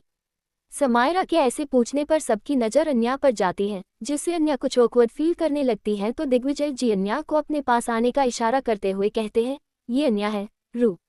इतना बोलते बोलते दिग्विजय जी की नज़र रुद्र से मिलती है तो वो बोलते बोलते चुप हो जाते हैं। वो चाहते थे कि रुद्र ही अन्या की पहचान बताए, लेकिन रुद्र कुछ नहीं कहता है। अन्या धीरे से चलकर सबके सामने आती है। समायरा एक नज़र उसकी सादगी भरी खूबसूरती देखती है तो उसे अन्या से जलन होती है। उसके मांग का सिंदूर और गले का मंगलसूत्र समायरा को उसकी पहचान सोचने पर मजबूर कर रहे थे, क्योंकि आज तक कोई ऐसे तो इस घर में नहीं रहा। उसे अचानक दादाजी की कही बात याद आती है। वो अपने मन में कहती है, कहीं ये रुद्र की? नहीं नहीं, ऐसा थोड़ी हो सकता है। इसमें ऐसा क्या है जो रुद्र इससे शादी करेगा? नो वे, पर ये यहाँ कैसे? उद्धरण चिन्ह। समायरा अन्या को देख सबसे सवालिया नजरों से पूछती है, ये कौन है? सब चुपचाप बस रुद्र को देखते हैं कि आखिर वो क्या जवाब देगा, लेकिन रुद्र चुपचाप खड़ा था। अन्या की नजरें भी रुद्र पर ही थीं। उसके कुछ दिन के नॉर्मल बिहेव से अन्या के दिल में जो झूठी उम्मीद जगी थी, वो हर बीतते पल के साथ टूटती जा रही थी। तभी रेहान को अन्या के लिए बुरा लगता है, इसलिए वो आगे बढ़कर अन्या के कंधों को पकड़ प्राउड से कहता है, मैं बताता हूँ, ये है मेरी भा। उद्धरण चिन्ह। उसने इतना ही कहा था कि सबके कानों में रुद्र की आवाज़ आती है, ये कोई नहीं है। रुद्र का ऐसा बोलना वहाँ किसी को पसंद नहीं आया। तभी रेहान बीच में अपनी बात को जोर देते हुए कहता, अरे भाई के लिए कुछ नहीं होगी, पर मेरे लिए तो सब कुछ है। ये मेरी दोस्त है और कुछ दिन हमारे साथ रहने आई है। उद्धरण चिन्ह। रेहान के ऐसे कहने पर समायरा तंज भारी निगाहें नीचे से ऊपर तक डालकर कहती है, दोस्त? रेहान, वैसे मुझे नहीं पता था कि तुम्हारा दोस्ती में इतना बुरा टेस्ट है। ये तो तुम्हारे घर की सर्वेंट कहलाने के भी लायक भी नहीं है। वैसे नीस चॉइस। बातों की जाल में समायरा का यूं अन्या का इंसल्ट करना वहाँ किसी को पसंद नहीं आया। रुद्र को भी समायरा की बातें पसंद नहीं आती है, इसलिए वो बिना कुछ कहे ऑफिस के लिए निकल जाता है। समायरा की बात सुनकर रेहान का तो खून खौल जाता है। वो गुस्से में कुछ कहने के लिए आगे बढ़ता ही है कि अन्या उसका हाथ पकड़कर उसे इशारे में माना करती है, जिसकी वजह से रेहान गुस्से के घुट पीते हुए तंज से कहता है, यही ख्याल मेरे भाई का तुम्हारे लिए भी है। उद्धरण चिन्ह। इतना बोलकर वो वहां से गुस्से में चला जाता है। तविश भी उसके पीछे पीछे चला जाता है। समायरा का तो पूरा मूड ही खराब हो गया था और अब उसे अन्या पर गुस्सा आने लगा, क्योंकि उसकी वजह से रेहान ने उसकी इंसल्ट की थी। वो गुस्से में अन्या को देखती है तो अन्या दिग्विजय जी को समायरा के लिए स्नैक्स और जूस लाने का बोल चुपचाप वहां से चली जाती है।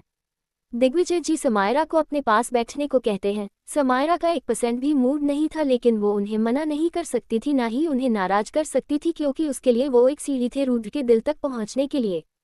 अन्या किचन में आके सर्वेंट्स को कुछ इंस्ट्रक्शंस देती है जिसे सुन सभी अपने अपने काम में लग जाते हैं। तभी रेहान गुस्से में अन्या के पास आकर कहता है, वो समझती क्या है खुद को, भाई की दोस्त है तो क्या मेरी भाभी की इंसल्ट करेगी।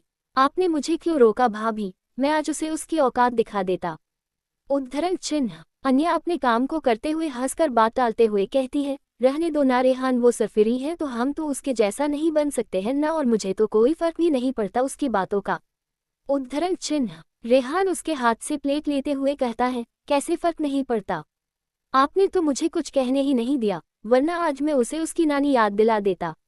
उद्धरण चिन्ह। अन्या उसका गुस्से से लाल चेहरा देखकर मुस्कुराते हुए कहती है, अरे बाबा रे इना गुस्सा। उद्धरण चिन्ह। अन्या के ऐसे कहने पर रेहान को लगता है कि वो उसका मजाक उड़ा रही है, इसलिए वो चिढ़ते हुए कहता है, मैं आपके लिए उससे लड़ने के लिए तैयार हूँ और आप मेरा मजाक उड़ा रही हैं। भाभी आप इस बात को इतनी आसानी से कैसे टाल सकती हैं। उद्धरण चिन्ह। अन्या उसको समझाते हुए कहती है, टाला नहीं, इग्नोर किया, और किस हक से मैं कुछ कहती जब तुम्हारे भाई ने वो हक दिया ही नहीं। उद्धरण चिन्ह। अन्या की बात सुन रेहान शांत हो जाता है, फिर कुछ सोचकर उदास सा चेहरा बनाते हुए कहता है, यही तो आपने मांगा क्यों नहीं, आपका हक था। उद्धरण चिन्ह। अन्या उसका उदास चेहरा देखकर उसका गाल प्यार से छू कर कहती है, मांगी हुई चीज लौटाई जाती है रेहान, और मुझे तुम्हारे भाई से मांगना नहीं, हासिल करना है, और जिस दिन वो हक वो खुद मुझे देंगे उस दिन मैं सबको मुंह तोड़ जवाब दूंगी। और वैसे भी तब मुझे नहीं लगता कि मुझे कुछ करने की जरूरत है, क्योंकि तुमने कहा था कि तुम्हारे भाई इस परिवार की ढाल है और एक दिन मेरे भी बनेंगे, तो फिर इतना गुस्सा किस बात का। अन्या के इतने प्यार से समझाने पर रेहान के दिल को अलग सा सुकून मिला। आज तक रेहान को किसी ने भी ऐसे प्यार से नहीं समझाया था, न ही ऐसी ममता से हाथ फेरा था। रेहान इस वक्त काफी इमोशन फील कर रहा था।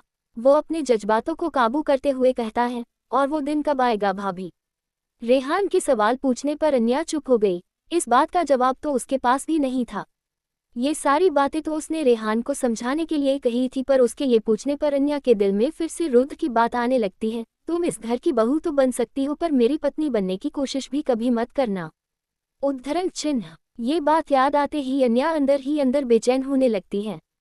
वो अब रेहान को क्या कहे कि तुम्हारे भाई ने वो रिश्ता पहली ही रात को खत्म कर दिया था और वो कभी उसको हक उसे देगा।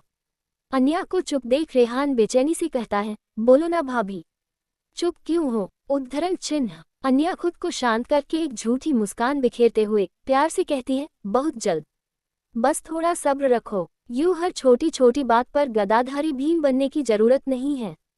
ये बोलते हुए अन्या शरारत से उसकी नाक पकड़ खींचती है। रेहान उसकी हरकत पर हल्का सा आह करते हुए हंस देता है। अन्या भी उसका साथ देते हुए हंस देती है। तभी रेहान के मन में आता है और वो झट से आगे बढ़कर अन्या को हक कर लेता है। अन्या रेहान के इस एक्शन से अवाक रह जाती है। उससे समझ नहीं आता कि अचानक रेहान को क्या हुआ। अन्या रेहान की पीठ पर हाथ रख प्यार से पूछती है, रेहान क्या हुआ, अरे यू ओके। रेहान अन्या को जवाब न देकर कुछ पल वैसे ही रहकर उससे अलग होता है। इस वक्त उसकी आंखों में कुछ नमी थी जो अन्या से छुप नहीं पाती है। वो जल्दी से उसके गाल पर हाथ रखकर फिक्र से कहती है, रेहान क्या हुआ, तुम रो रहे हो। उद्धरण चिन्ह। रेहान जल्दी से अपने आंसू छुपाते हुए कहता है, नहीं भाभी, मैं क्यों रोऊंगा, रोते तो कमजोर है न। रेहान के ऐसे कहने पर अन्या अपनी भौहें सिकोड़कर कहती है, कहाँ से सीखकर आए ये सब बचकानी बातें। ऐसा थोड़ी होता है कि जो रोए वो कमजोर होते हैं। ये सब बस तुम्हारे अंदर की विल पावर पर डिपेंड करता है, समझे। रेहान बसा में सिर हिलाकर मुस्कुरा देता है। तभी उसके फोन में तविश की कॉल आती है तो वो अन्या को बाय कहकर वहां से चला जाता है। अन्या वापस से अपने काम में लग जाती है, लेकिन वहाँ दो आंखें थी जिसने देवर भाभी का इमोशन मोमेंट देखा था और अन्या को रेहान को प्यार से हैंडल करते देखा था। वो और कोई नहीं, आकाश जी थे, जो शांति से पिल के पीछे छुपकर उनकी सारी बातें ध्यान से सुन और देख रहे थे। उसके जहन में कुछ था जिसे वो किसी से शेयर नहीं कर पा रहे थे। रेहान के जाने के बाद वो भी वहां से चले गए। कुछ वक्त के बाद समायरा भी दिग्विजय जी को उनके कमरे में ड्रॉप करके वापस जाने लगी। तभी उसकी नज़र अन्या पर पड़ती है, जो नौकरों को कुछ काम के इंस्ट्रक्शन दे रही थी। समायरा उसे देखकर एक तंज भरी मुस्कान के साथ उसके पास आते हुए कहती है, महल में किसी ने एक कोना क्या दे दिया। वो खुद को उस महल की रानी ही समझने लगी। समायरा की बात सुनकर अन्या उसकी तरफ पलटे हुए उसे देखती तो समायरा फिर से कहती है, क्या हुआ, सच करवा लगा। वैसे मानना पड़ेगा तुम्हारी पहुंच तो काफी ऊंची है और किस्मत काफी अच्छी है, वरना हर किसी की किस्मत में ये महल नसीब नहीं होता। उद्धरण चिन्ह। समायरा की बात सुनकर अन्या मुस्कुराते हुए कहती है, सच कहा, मैं भी आपकी इस बात से सहमत हूँ और वैसे भी हर की किस्मत आपके जैसे थोड़ी होती है जो जहाँ पहुँचना चाहे वहाँ का रास्ता तक न मिले। अन्या का इशारा रुद्र की तरफ था, जो समायरा को एक तमाचे जैसा लग रहा था। वो गुस्से में अन्या को उंगली दिखते हुए कहती है, तुम्हारी औकात क्या है जो तुम मुझसे ऐसे बोल रही हो? उद्धरण चिन्ह। अन्या अपनी स्माइल बरकरार रखते हुए कहती है, वही जो आपकी है इस घर में। उद्धरण चिन्ह। अन्या की बातें अब समायरा के गुस्से को हवा देने का काम कर रही थी। वो अपने एटीट्यूड में उसकी आंखों के सामने चुटकी बजाते हुए कहती है, मेरी औकात तुम्हें बहुत जल्द पता चल जाएगी और उस वक्त तुम होगी इस घर के बाहर और मैं उस घर के अंदर। देख लेना, ये समायरा मेहरा का वादा है तुमसे। इतना बोलकर समायरा गुस्से में दंदनते हुए बाहर जाने लगती है, लेकिन तभी दरवाजे तक आते आते उसकी सैंडल की हील कुछ डगमगा जाती है, जिसकी वजह से वो लड़खड़ाते हुए बाहर निकल जाती है। अगर कोई उसे ऐसे देखता तो उसको लागत जैसे कोई समायरा को धक्के मारकर बाहर निकाल रहा है। उसे ऐसे जाते देख अन्या की हंसी छूट जाती है और साथ ही वहां आसपास खड़े नौकर भी हंसने लगते हैं। समायरा के कानों में अन्या की हंसी की आवाज पड़ती है तो वो पीछे मुड़कर अपनी खा जाने वाली नजरों से देखते हुए वहां से अपनी कार की तरफ जाती है और कार के अंदर बैठकर वहां से तेज रफ्तार से निकल जाती है। अन्या भी इस सब तामसे से बोर होकर अपने कमरे में चली जाती है। रात में सब अपना अपना खाना फिनिश करते हैं और कमरे में चले जाते हैं। अन्या रुद्र का इंतजार करती है, क्योंकि उसकी आदत बन गई थी कि जब तक वो रुद्र को खिलाकर दावा न दे दे उसे चैन नहीं मिलता था। रुद्र का घाव अब तक भरा नहीं था, जिसकी अन्या को चिंता थी। वो काफी वक्त तक रुद्र का इंतजार करती रही, लेकिन रुद्र अब तक नहीं आया था। Episode 15 awkward situation. रात के 12 बजे घर आना रुद्र के लिए आम बात थी। उसकी लाइफ में काम से जरूरी कुछ नहीं था, न वक्त पर आने की खबर, न जाने की और खाने की। आज तक रुद्र का इंतजार करने, उसे रोकने या हक जताने के लिए कोई नहीं था, इसलिए वो ऐसा था। रुद्र एक मेल को चेक करते हुए हॉल से सीढ़ियों की तरफ बढ़ रहा था, तभी चलते चलते उसकी नज़र सीढ़ियों के साइड में एक बड़े से सिंगल सोफे पर सोई हुई अन्या पर जाती है। अन्या रुद्र का इंतजार करते करते वही सो गई थी। रुद्र अपने हाथ में पहनी घड़ी में समय देखता है, फिर अपने कदम अन्या की तरफ बढ़ा देता है। अन्या की साइड में बड़ा सा लैंप था, जिसमें से पीली रोशनी अन्या के चेहरे पर पड़ रही थी। उसका चांद जैसा चेहरा उस रोशनी में सोने जैसा दमक रहा था। रुद्र उसके करीब आकर एक पल के लिए उसमें खोसा जाता है। अन्या अपने हाथ पर सिर रख सो रही थी। बाल की एक लट बार बार अन्या के गाल को लहरते हुए छूकर उसके गुलाबी होठ को छू रही थी। रुद्र की नज़र भी उस पर ही फिसल रही थी। वो बहकने ही वाला था, पर किसी तरह खुद को कंट्रोल करके अन्या की तरफ पीठ करके खड़ा होता है। फिर एक गहरी सांस लेकर जैसे ही जाने के लिए 2 कदम आगे बढ़ता है, तभी उसकी नज़र एक बार फिर सोई हुई अन्या के मासूम चेहरे पर चली जाती है। रुद्र वापस से अन्या के पास आता है और उसका हाथ अपने कंधे पर रखकर उसे अपनी बाहों में उठा लेता है। उसके लिए अन्या का वजह रुई जैसा था। वैसे रुद्र के कंधे पर चोट लगी थी जो अब तक भरी नहीं थी, लेकिन उसको इस बात का इल्म ही नहीं रहा। उसका वो दर्द अन्या के करीब होने की फीलिंग से काफ़ी छोटा था। रुद्र अन्या को बिना देखे सीढ़ियों की तरफ बढ़ जाता है। अन्या इन सब बातों से बेखबर रुद्र की बाहों से सुकून से सो रही थी। रुद्र सीढ़ियां चढ़ ही रहा था कि अन्या अपना सिर नींद में ही रुद्र के सीने में छुपाने लगी। उसके नाक होठ जैसे ही रुद्र के सीने को छूते, उसकी पकड़ अन्या पर और मजबूत हो जाती। अन्या के ऐसे छूने पर उसे एक अलग सी फीलिंग होने लगी थी, जिसे वो बर्दाश्त नहीं कर पा रहा था। वो अपने कदमों की रफ्तार बढ़ाकर जल्दी से कमरे में आता है और अन्या को बेड पर आराम से लेटा देता है, पर वो जैसे उठने को होता है कि अन्या उसका हाथ पकड़कर अपने सीने से लगा लेती है। ये देखकर रुद्र रुक जाता है। उसकी नज़र अन्या के चेहरे पर जाती है। वो उसके बगल में बैठकर अन्या के मासूम चेहरे को देखने लगता है। रुद्र के हाथ खुद ब खुद अन्या के सिर को पकड़ लेते हैं और वो अपने अंगूठे से उसके गालों को सहलाने लगता है। रुद्र अन्या को देख मन में कहता है, ऐसा क्या होता जा रहा है मुझे?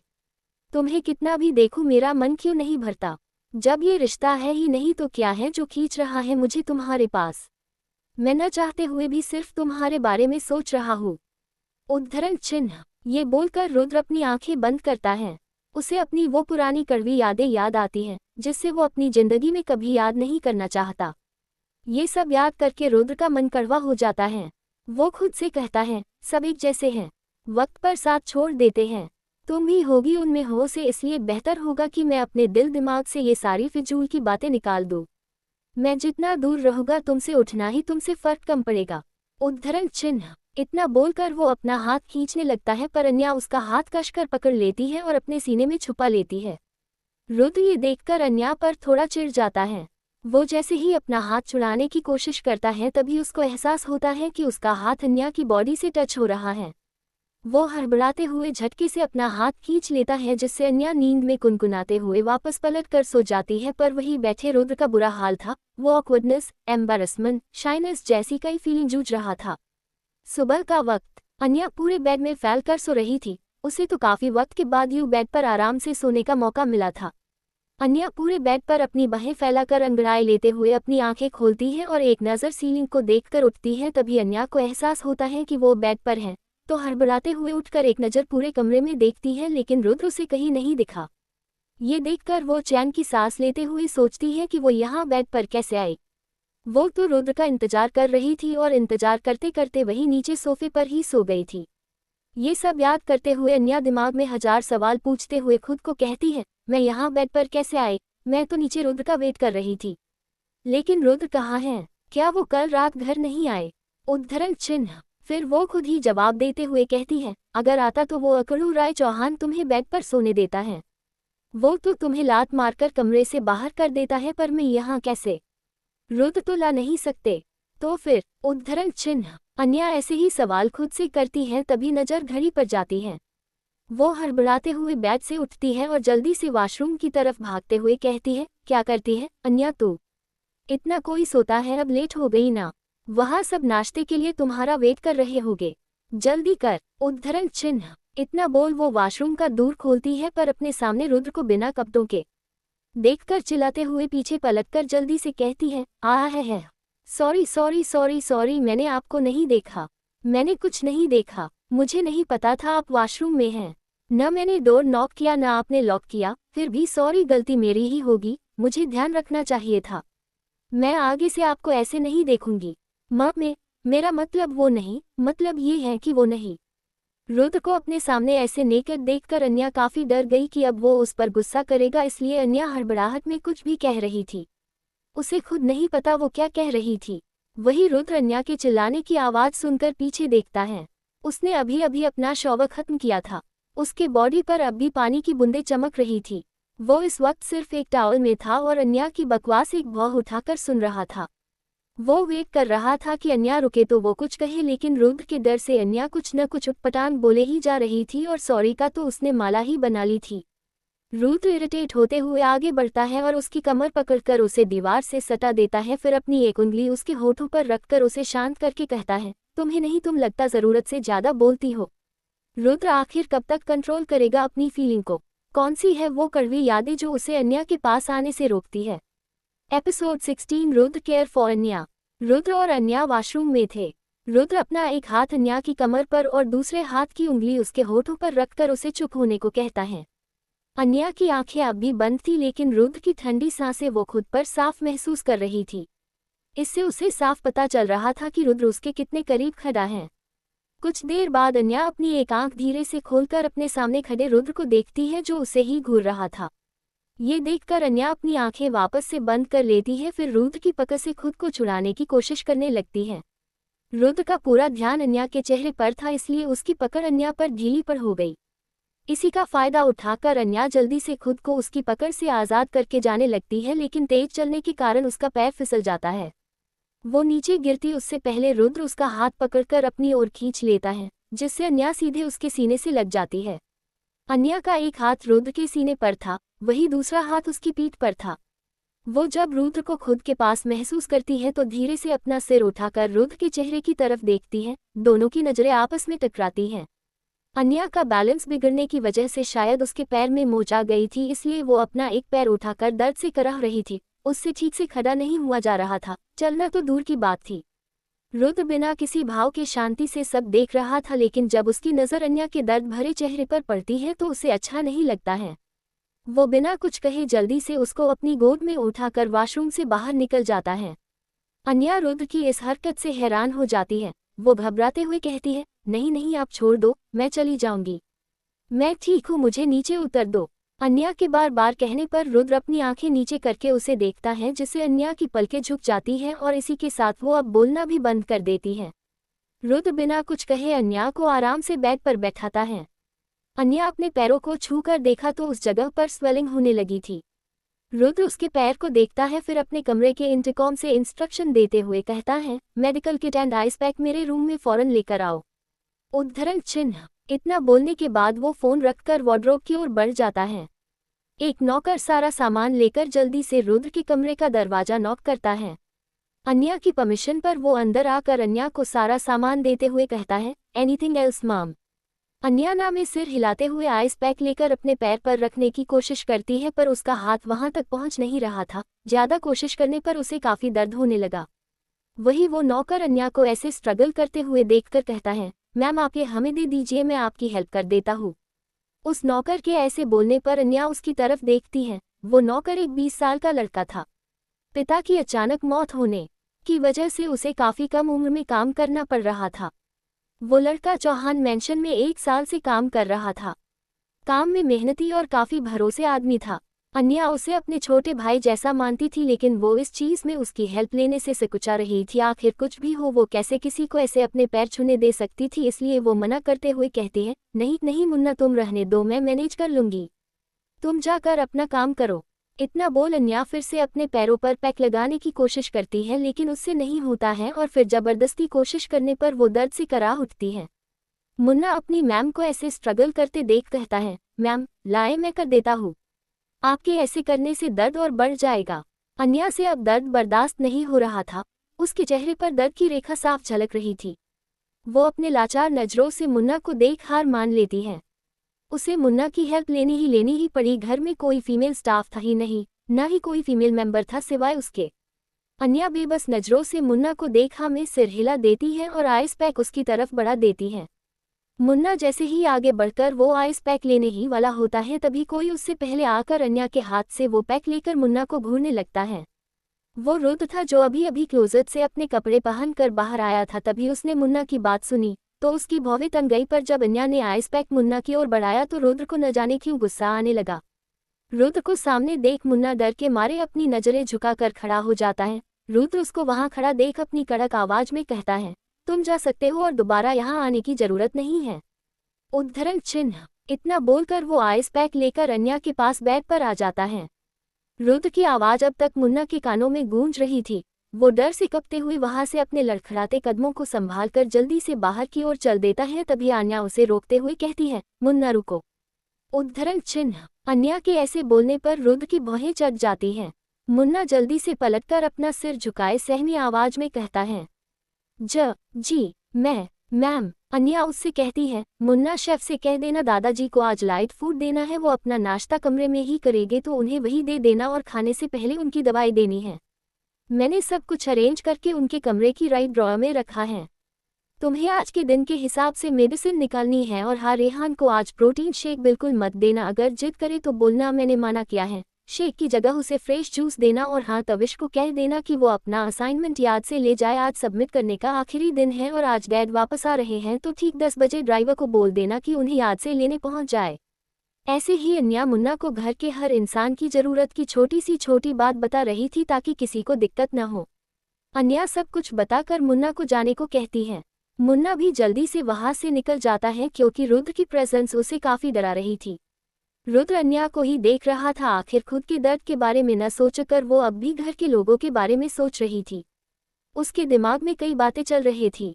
मुन्ना के जाने के बाद रुद्र अन्या के पैरों के पास बैठकर आइस पैक लेकर जैसे ही उसके पैर को पकड़ने के लिए हाथ बढ़ता है तो अन्या जल्दी से उसे रोकते हुए कहती है, नहीं अब रहने दे, मैं खुद कर लूंगी। उद्धरण चिन्ह। अन्या के इतना बोलते ही रुद्र उसे गुस्से में देखने लगता है, जिससे अन्या सहमी हुई अपनी नजरें झुकाकर चुपचाप बैठ जाती है। रुद्र के दिमाग में अभी भी अन्या का मुन्ना को आइस पैक पकड़ाना ही चल रहा था। वो खुद से ही कहता है, आखिर ये लड़की एक गैर आदमी को ऐसे छूने की इजाजत कैसे दे सकती है, जबकि वह मुझसे कह सकती थी मैं तो उसका पति हूँ। ये सब सोचते हुए रुद्र अन्या के पैर पर आइस पैक लगाने लगता है। उसने अन्या से तो कुछ कहा नहीं, लेकिन वो उससे काफी खफा था। आज रुद्र ने अनजाने में ही सही खुद को अन्या का पति माना था, जिसका उसे खुद को इल्म नहीं था। कुछ पल में अन्या को आराम हुआ तो वो वही लेटे लेटे सो गई। रुद्र अन्या को ब्लैंकेट से कवर करके अपना फोन लेकर बालकनी में आ गया और अमन को कॉल करके कहता है, अमन आज मैं ऑफिस नहीं आ रहा, आज की जितनी भी मीटिंग है उसे कैंसिल कर दो और साथ ही मैंने जो काम दिया था उसकी रिपोर्ट मुझे मेल कर दो। रेवान को कह देना कोई गलती नहीं होनी चाहिए। उद्धरण चिन्ह। इतना बोलकर रुद्र जल्दी से फोन काट देता है, फिर कमरे में सोई हुई अन्या को देखकर बाहर चला जाता है। सब नाश्ते के लिए ब्रेकफास्ट टेबल पर आ चुके थे। रुद्र भी शांति से वहां आकर बैठ गया। रेहान उसे देखकर आश्चर्य से कहता है, भाई आप अब तक तैयार नहीं हुए, आपको आज ऑफिस नहीं जाना। रुद्र उससे कुछ नहीं बोलता तो रेहान मुंह बनाकर कहता है, आप न हर बात पर मुझे इग्नोर करते हो। आपसे अच्छी तो मेरी भाभी है, एटलीस्ट वो मेरी बात तो सुनती है। उद्धरण चिन्ह। इतना बोल रेहान जोर से चिल्लाने लगा, भाभी भाभी आप कहाँ हो, जल्दी आओ मुझे भूख लगी है, आज नाश्ते में क्या है। उद्धरण चिन्ह। रेहान की नज़र किचन एरिया की तरफ थी, लेकिन उसने वहां से अन्या की जगह सर्वेंट को आता देख पूछता है, भाभी कहाँ है। भाभी भाभी। रेहान के ऐसे चिल्लाने पर रुद्र इरिटेट होते हुए कहता है, वो नीचे नहीं आएगी, उसके पैर में मोचाई है। इतना सुनते ही सब हैरान होकर रुद्र को देखने लगे, लेकिन रेहान परेशान होकर कहता है, और आप मुझे अब बता रहे हो भाई, मैं भाभी को देखकर आता हूँ। रेहान के साथ साथ वहां बैठे सभी अपनी जगह से उठ जाते हैं। सबके चेहरे पर अन्या के लिए फिक्र साफ देख रही थी। रेहान जैसे ही जाने वाला होता है कि रुद्र उसका हाथ पकड़कर अपनी कर्कश आवाज में कहता है, वो ठीक है और सो रही है, तुम बाद में चले जाना, अभी नाश्ता करो। उद्धरण चिन्ह। रुद्र के ऐसे कहने पर रेहान कुछ कह नहीं पाया। उसे रुद्र के लहजे में एक वार्निंग साफ दिख रही थी, इसलिए वो वापस अपनी चेयर पर आकर बैठ गया। सब वापस बैठकर नाश्ता करने लगते हैं। अभय रुद्र को देखकर पूछता है, वैसे भाभी को चोट लगी कैसे, तू कहा था उस वक्त। उद्धरण चिन्ह। अभय के ऐसे कहने पर रुद्र के खाना पकड़े हुए हाथ रुक जाते हैं, क्योंकि उसे वापस से अपने और अन्या के बीच के पल याद आने लगते हैं। उसे अन्या की खुशबू, उसके चेहरे की मासूमियत, उसके होठ को छूना, सब याद आने लगता है। ये सब याद करके रुद्र को स्पेशल फील हो रहा था, लेकिन वो अपने जज्बातों को काबू करके बिना किसी भाव के कहता है, मुझे नहीं पता। उद्धरण चिन्ह। रुद्र का सीधा सपाट जवाब सुनकर किसी की कुछ कहने की हिम्मत नहीं हुई। वो लोग जानते थे जब रुद्र को कोई बात टालनी होती है तो वो ऐसा ही करता है। तभी वहां जियान आता है और रुद्र को एक फाइल देते हुए कहता है, बॉस सारी तैयारी हो चुकी है और ये फाइल अमन ने भेजी है आपके साइन के लिए। उद्धरण चिन्ह। जियान की बात सुन रुद्र अपना ब्रेकफास्ट छोड़कर वो फाइल लेकर पढ़ने लगता है।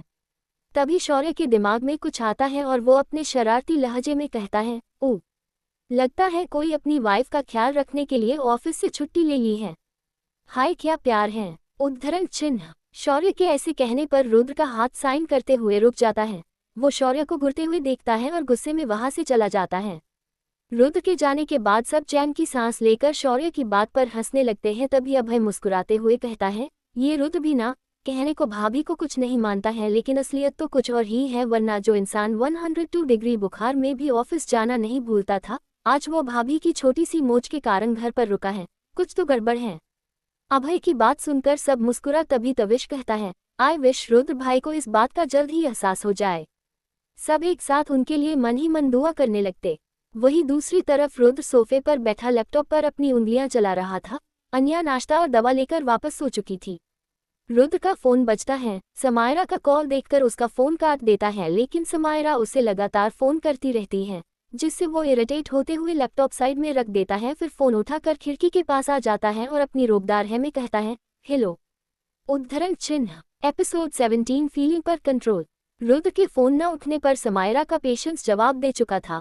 वो भड़कते हुए कहती है, रुद्र तुम ऐसा कैसे कर सकते हो मेरे डैड के साथ, तुमने हमारा प्रोजेक्ट कैंसिल कर दिया। तुम्हें पता है इसकी वजह से मीडिया से लेकर बिजनेस वर्ल्ड में डैडी की रेपुटेशन कितनी खराब हो गई है। वो कितनी टेंशन में आ गए हैं, तुम ऐसा कैसे कर सकते हो। उद्धरण चिन्ह। समायरा की बात सुनकर रुद्र बिना किसी भाव के सपाट लहजे में कहता है, प्रोजेक्ट कैंसिल करने का रीजन मिस्टर मेहरा की गलती है और ये बात उन्हें अच्छे से पता है, so don't blame me. Rudra के ऐसा कहने पर समायरा घबरा जाती है। वो अपना लहजा ठीक करते हुए नरमी से कहती है, रुद्र मेरी बात सुनो, डैड की एक छोटी सी गलती को तो तुम माफ कर ही सकते हो। प्लीज उनके साथ ऐसा मत करो, उनकी बदनामी होगी। इनफैक्ट फ्यूचर में भी प्रोजेक्ट मिलने में प्रॉब्लम होगी। प्लीज रुद्र हमारी दोस्ती की खातिर एक मौका दे दो, उन्हें माफ कर दो।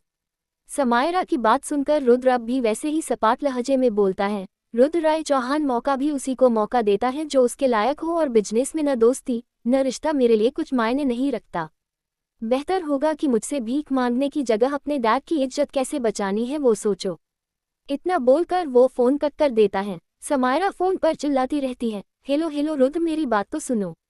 लेकिन फोन कट चुका था। वो गुस्से में अपना फोन जोर से पटक देती है, फिर अपने दोनों हाथों से अपने बालों को खींचते हुए कहती है, आहा रुद्र, ये तुमने ठीक नहीं किया, अब तो तुम मेरा प्यार नहीं जिद बन चुके हो। बहुत सती सवित्री बनकर रह लिया। Now I want you by hook और क्रुक। एक बार तुम मेरे हो गए तो तुम्हारी हर चीज भी मेरी होगी और साथ ही मेरे डैड की इज्जत भी वापस आ जाएगी। तब मैं सबको बताऊंगी कि आखिर समायरा रुद्र राय चौहान क्या चीज है। ये बोलते हुए समायरा के चेहरे पर एक डेविल स्माइल थी। वही रुद्र अपना फोन काटकर अमन को गुड जॉब का मैसेज करके जैसे ही पलटता है, उसकी नज़र सीधा बेड पर लेटी अन्या की नज़रों से मिलती है। अन्या जग चुकी थी और उसने समायरा और रुद्र की बातें सुन ली थी। रुद्र ने जो भी किया शायद अन्या की उस दिन की बेइज्जती करने के कारण ही किया। कुछ पल दोनों एक दूसरे को देखते हैं, लेकिन रुद्र जल्द ही अपनी नज़रें फेर कर वापस से सोफे पर बैठ जाता है और अपने लैपटॉप पर नज़र गड़ा देता है। अन्या अभी भी रुद्र को देखकर अपनी हो सोच में गुम थी। उसे रुद्र का केयर करना, उसका यूं करीब आना, अपनी बाहों में उठाना, उसका यूं देखना, न जाने क्यों उसको ये सब काफी अच्छा लगने लगा था। शायद ही उसके डैड और भाई के सिवा किसी ने उससे इतना सेफ और प्रोटेक्टिव फील करवाया था। अन्या अपनी नजरें फेर एक नज़र अपने पावों को देखती है, फिर धीरे धीरे बेड से उठती है। दर्द तो था लेकिन इतना नहीं कि वो चल न सके। वो धीरे कदमों से वॉशरूम चली जाती है। वही रुद्र अपनी तिरछी नजरों से अन्या को ही देखता रहता है।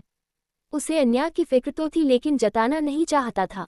कुछ देर में अन्या फ्रेश होकर वापस से बेड पर आ गई, तभी कमरे में एक नौकर अन्या का लंच लेकर आता है। अन्या लंच देख हैरान नजरों से उसे देखती है, क्योंकि उसने तो अभी तक किसी को कुछ कहा ही नहीं था। नौकर चुपचाप खाना रखकर वहां से चला जाता है।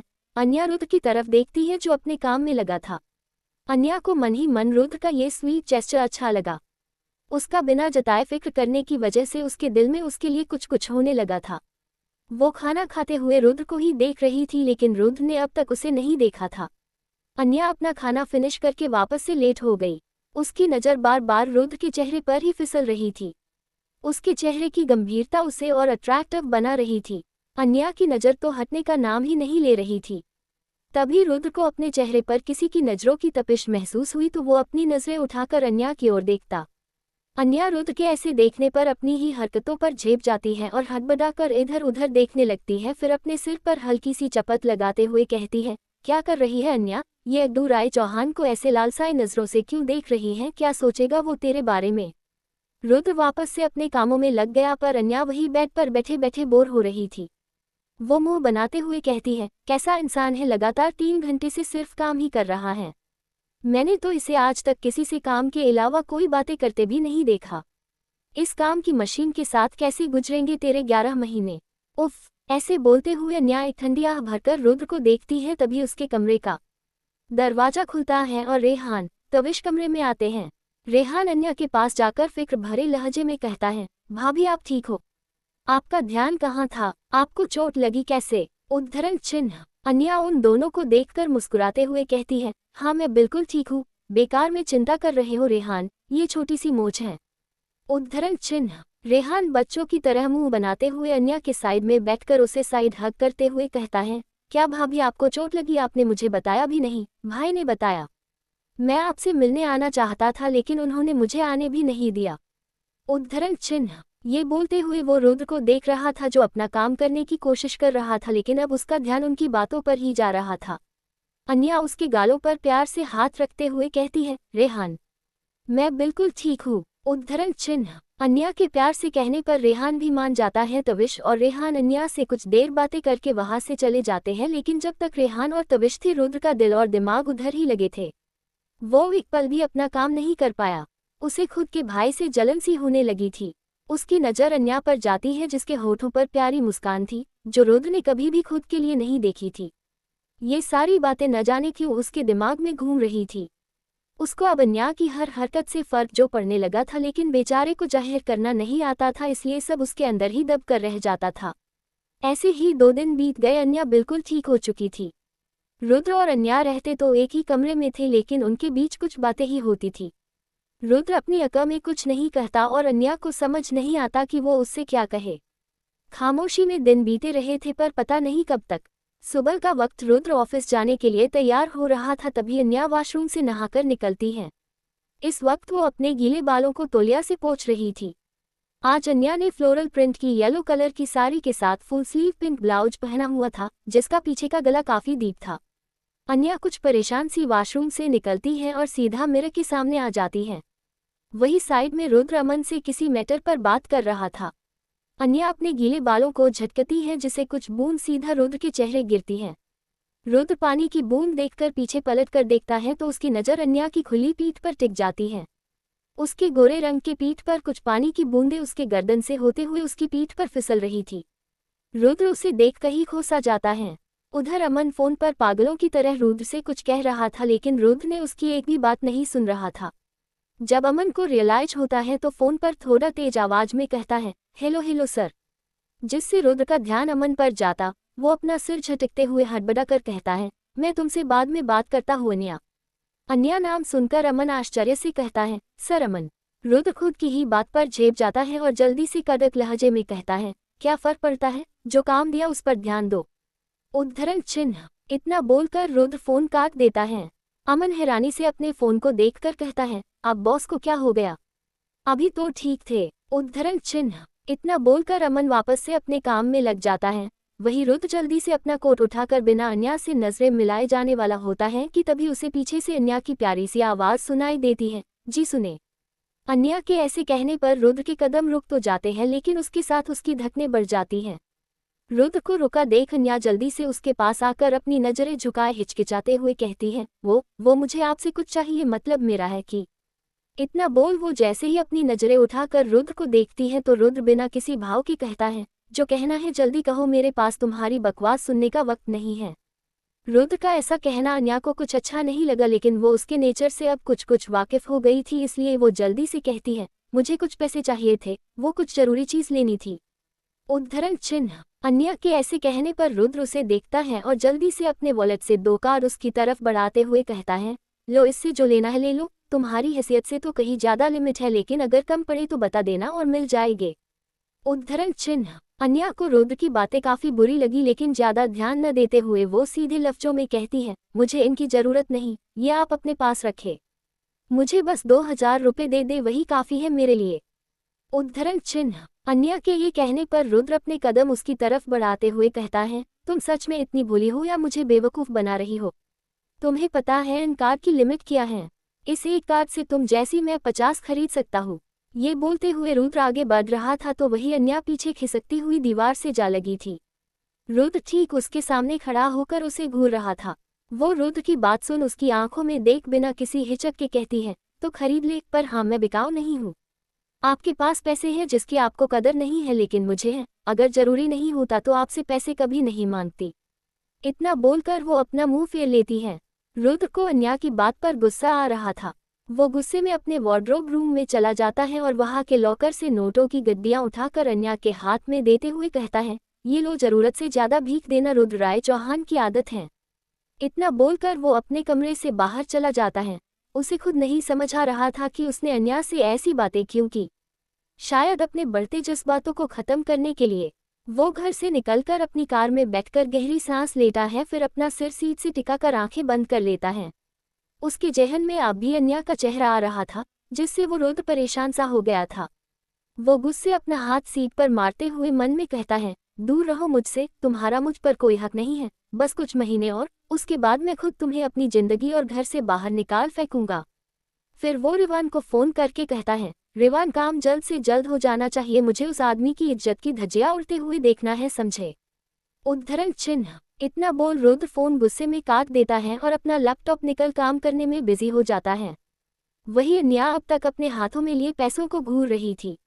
उसे वो नोट खुद की इज्जत पर एक तमाचे जैसे लग रहा थे, लेकिन वो खुद को मजबूत कर जल्दी से नीचे चली जाती और घर के सारे काम निपटा कर रेडी हो जाती है। फिर दिग्विजय जी से परमिशन लेने उनके पास जाती है। दिग्विजय जी ने अन्या को कार और ड्राइवर को साथ ले जाने को कहते हैं, इसलिए वो मना नहीं कर पाती है। कार में बैठकर अन्या ड्राइवर को एक लोकल मार्केट में जाने को कहती है। ड्राइवर उसकी बात सुनकर एक बार कंफर्म करते हुए कहता है, माँ यशो, हमें लोकल मार्केट ही जाना है। अन्या हाँ में सिर हिला देती है। ड्राइवर को काफी आश्चर्य हो रहा था कि इतने बड़े खदान की बहू रुद्राय चौहान जैसे अमीर बिजनेसमैन की पत्नी एक लोकल मार्केट जाना चाहती हैं। ऐसी अमीर औरतें तो हाई क्लास मॉल और डिजाइनर शोरूम ही जाया करती हैं। ड्राइवर कार मार्केट से कुछ दूरी पर रोककर कहता है, मैम इसके आगे कार नहीं जा पाएगी, आपको पैदल ही जाना होगा। अन्या हाँ में सिर हिलाकर जाने लगती है तो ड्राइवर साथ आने को कहता है, लेकिन अन्या उसे मना करके उसे वहीं रुकने को कहती है और खुद वहां से मार्केट के अंदर चली जाती है। तंग गली होने के कारण मार्केट में काफी भीड़ थी। अन्या को वहां आकर कुछ अपने पुराने पल याद आने लगते हैं जिससे उसे काफी अच्छा लगता है। वो जल्दी से अपना जरूरत का सामान खरीद कर जैसे ही बाहर आती है कि तभी अचानक साइड से आती ऑटो से उससे टकराने वाली होती है, पर तभी कोई उसे अपनी तरफ खींच लेता है। अन्या डर से अपनी आंखें बंद करके वहीं खड़ी रहती है, पर सामने वाला शख्स अन्या को देख मुस्कुरा रहा होता है। अन्या अपनी आंखें धीरे से खोलकर जब अपने सामने मुस्कुराते शख्स को देखती तो हैरान होकर कहती है, आप। एपिसोड 18 विक्रम और अन्या की दोस्ती। ये और कोई नहीं विक्रम मेहता था जो अन्या को देखकर मुस्कुरा रहा था। अन्या के हैरान चेहरे को देखकर विक्रम अपने बालों में हाथ फेरते हुए कहता है, आपको मैं याद हूँ, ये जानकर मुझे खुशी हुई। विक्रम की बात सुन अन्या उसे अजीब सा लुक देती है तो विक्रम बात बदलते हुए अपने आसपास देखते हुए कहता है, वैसे चौहान परिवार की बहू लोकल मार्केट में कुछ ज्यादा शौकन नहीं है। अन्या उसकी बात सुन आगे बढ़ते हुए कहती है, मेरा भी सेम ख्याल आपके बारे में है। मेहता परिवार तो इतना लो नहीं कि उनके बेटे को लोकल मार्केट आना पड़े। इतना बोल अन्या आगे बढ़ जाती है, लेकिन विक्रम को उसकी इस अदा पर मुस्कुरा उठता है। वो भी जल्दी से उसके पीछे आते हुए कहता है, अच्छा वैसे आपने मेरे बारे में क्या सोचा? उद्धरण चिन्ह। उसकी बात सुन अन्या रुककर उसकी तरफ कंफ्यूज होकर कहती है, जी। विक्रम अपनी बात को ठीक करते हुए कहता है, मेरा मतलब हमारी दोस्ती के बारे में मैंने आपसे पूछा था न। तो अन्या उसकी बात सुन सपाट लहजे में कहती है, मैं तो आपको जानती भी नहीं हूँ, तो फिर? विक्रम मुंह बनाते हुए कहता है, आपने मौका कहाँ दिया एक दूसरे के बारे में जानने का, और वैसे भी मैंने अपना नाम तो बताया ही था। जब ये पता है आपको तो मैं अनजान कैसे हुआ? उसका बचपना देख अन्या को हल्की हंसी आ गई। वो हंसते हुए कहती है, आप बिल्कुल एक छोटे बच्चे जैसा बिहेव कर रहे हैं, वो भी सिर्फ एक दोस्ती के लिए। विक्रम उसकी हंसी में खोते हुए कहता है, आपके लिए मैं बच्चा बनने के लिए भी तैयार हूँ। अन्या उसकी बात सुन हिचकते हुए कहती है, जी क्या कहा आपने? विक्रम अपनी बात पर रियलाइज करते हुए बात बदल कर कहता है, वो सब छोड़े, अगर दोस्ती नहीं करनी तो एक कप कॉफी तो आप पी ही सकती हैं मेरे साथ। प्लीज अब इसके लिए मना नहीं करना, प्लीज प्लीज। विक्रम के बार बार रिक्वेस्ट करने पर अन्या अंत में हार मान कर हाँ कर देती है। वो जाना तो नहीं चाहती थी, लेकिन विक्रम की मासूमियत देखकर उसने सकुचाते हुए हाँ कर दी। विक्रम उसकी हाँ सुन चाहते हुए कहता है, तो चले, पास में ही एक कॉफी शॉप है, हम वहाँ पैदल भी चल सकते हैं। उद्धरण चिन्ह। अन्या उसकी खुशी देख बस हाँ में सिर हिलाकर चलने लगती है। अन्या तो सामने देख रही थी, लेकिन विक्रम की नज़र बार बार उसके चेहरे पर जा रही थी।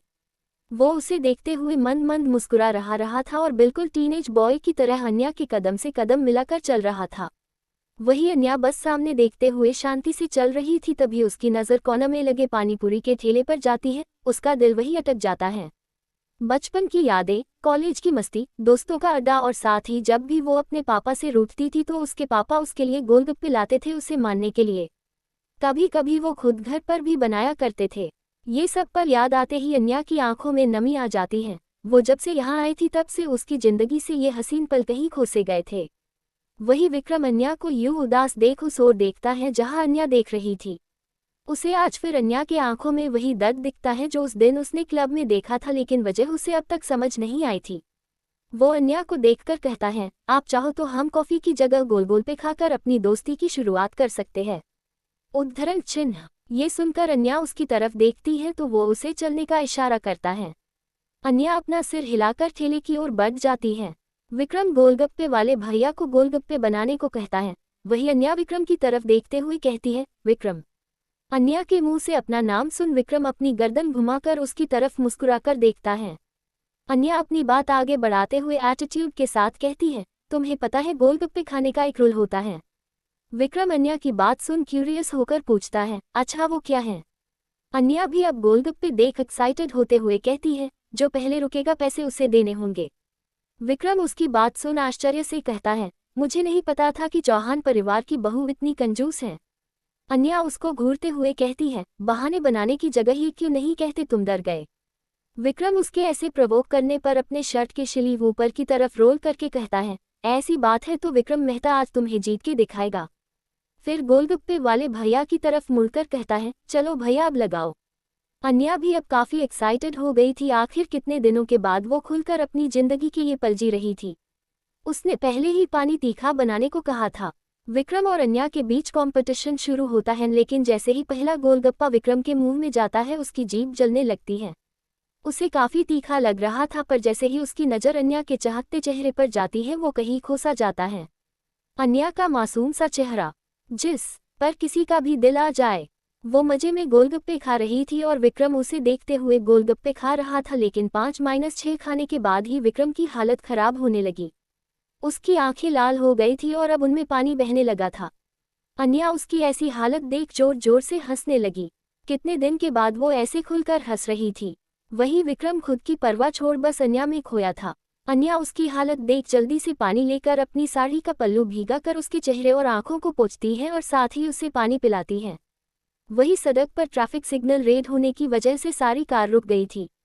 उन्हीं रुकी गाड़ियों में से एक गाड़ी में बैठा रुद्र अपने लैपटॉप पर काम कर रहा था। उसके साथ उसका असिस्टेंट अमन और आगे की सीट पर जियान और ड्राइवर थे। तभी जियान की नज़र रोड के किनारे गोलगप्पे के ठेले पर जाती है जहां अन्या थी। जियान के मुंह से हैनी से निकल जाता है, अन्या मैडम यहाँ।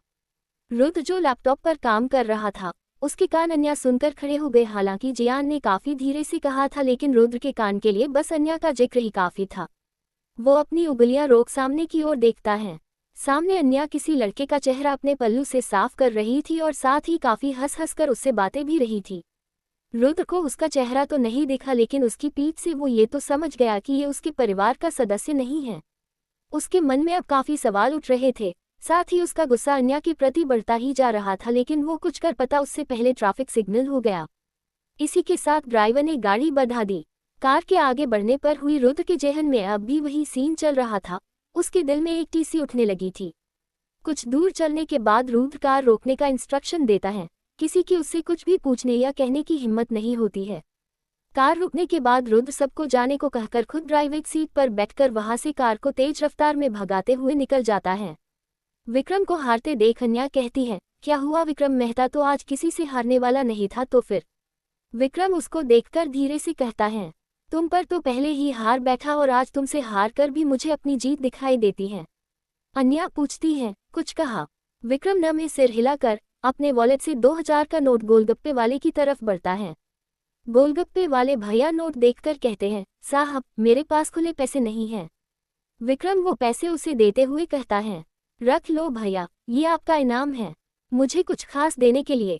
ये बोलते हुए विक्रम की नज़र अन्या पर जाती है, जो उसे ही देखकर सोचते हुए मन में कहती है, लोग भी कैसे कैसे होते हैं, एक को इतना पैसा होने का घमंड है तो दूसरे में पैसे होकर भी उसकी कदर है।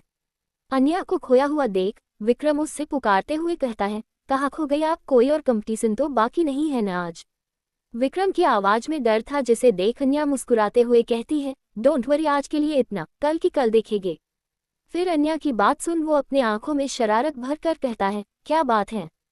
हमने तो बस आज मिलने का सोचा था, पर आपने तो कल के लिए भी सोच लिया है, क्या बात है? हमारी कंपनी पसंद आ रही है ना आपको? विक्रम के ऐसे कहने पर अन्या उसे घूर कर कहती है, ज्यादा आगे की सोचने की आपकी आदत है। वैसे काफी लेट हो गया है, अब मुझे चलना चाहिए, बाय। इतना बोलकर अन्या कार की तरफ जाने के लिए मुड़ती ही है तो विक्रम कुछ सोचकर भागते हुए उसके पास आकर साथ चलते हुए कहता है, वैसे आपने अब तक मेरा जवाब नहीं दिया, अब तो लगता है कि मुझे भी विंटेज क्लब की मेंबरशिप लेनी हो पड़ेगी। विक्रम की बात सुन अन्या हल्का मुस्कुराती है, फिर कुछ सोचकर कहती है, वैसे आइडिया बुरा नहीं है, यू शुड ट्राई। इतना बोल अन्या कार के पास आ जाती है जहां ड्राइवर उसका इंतजार कर रहा था। ड्राइवर अन्या को आते देख पीछे का दरवाजा खोल खड़ा हो जाता है। अन्या एक नज़र मूडकर विक्रम को देखती है जो मुंह फुलाए उसे ही घूर रहा था।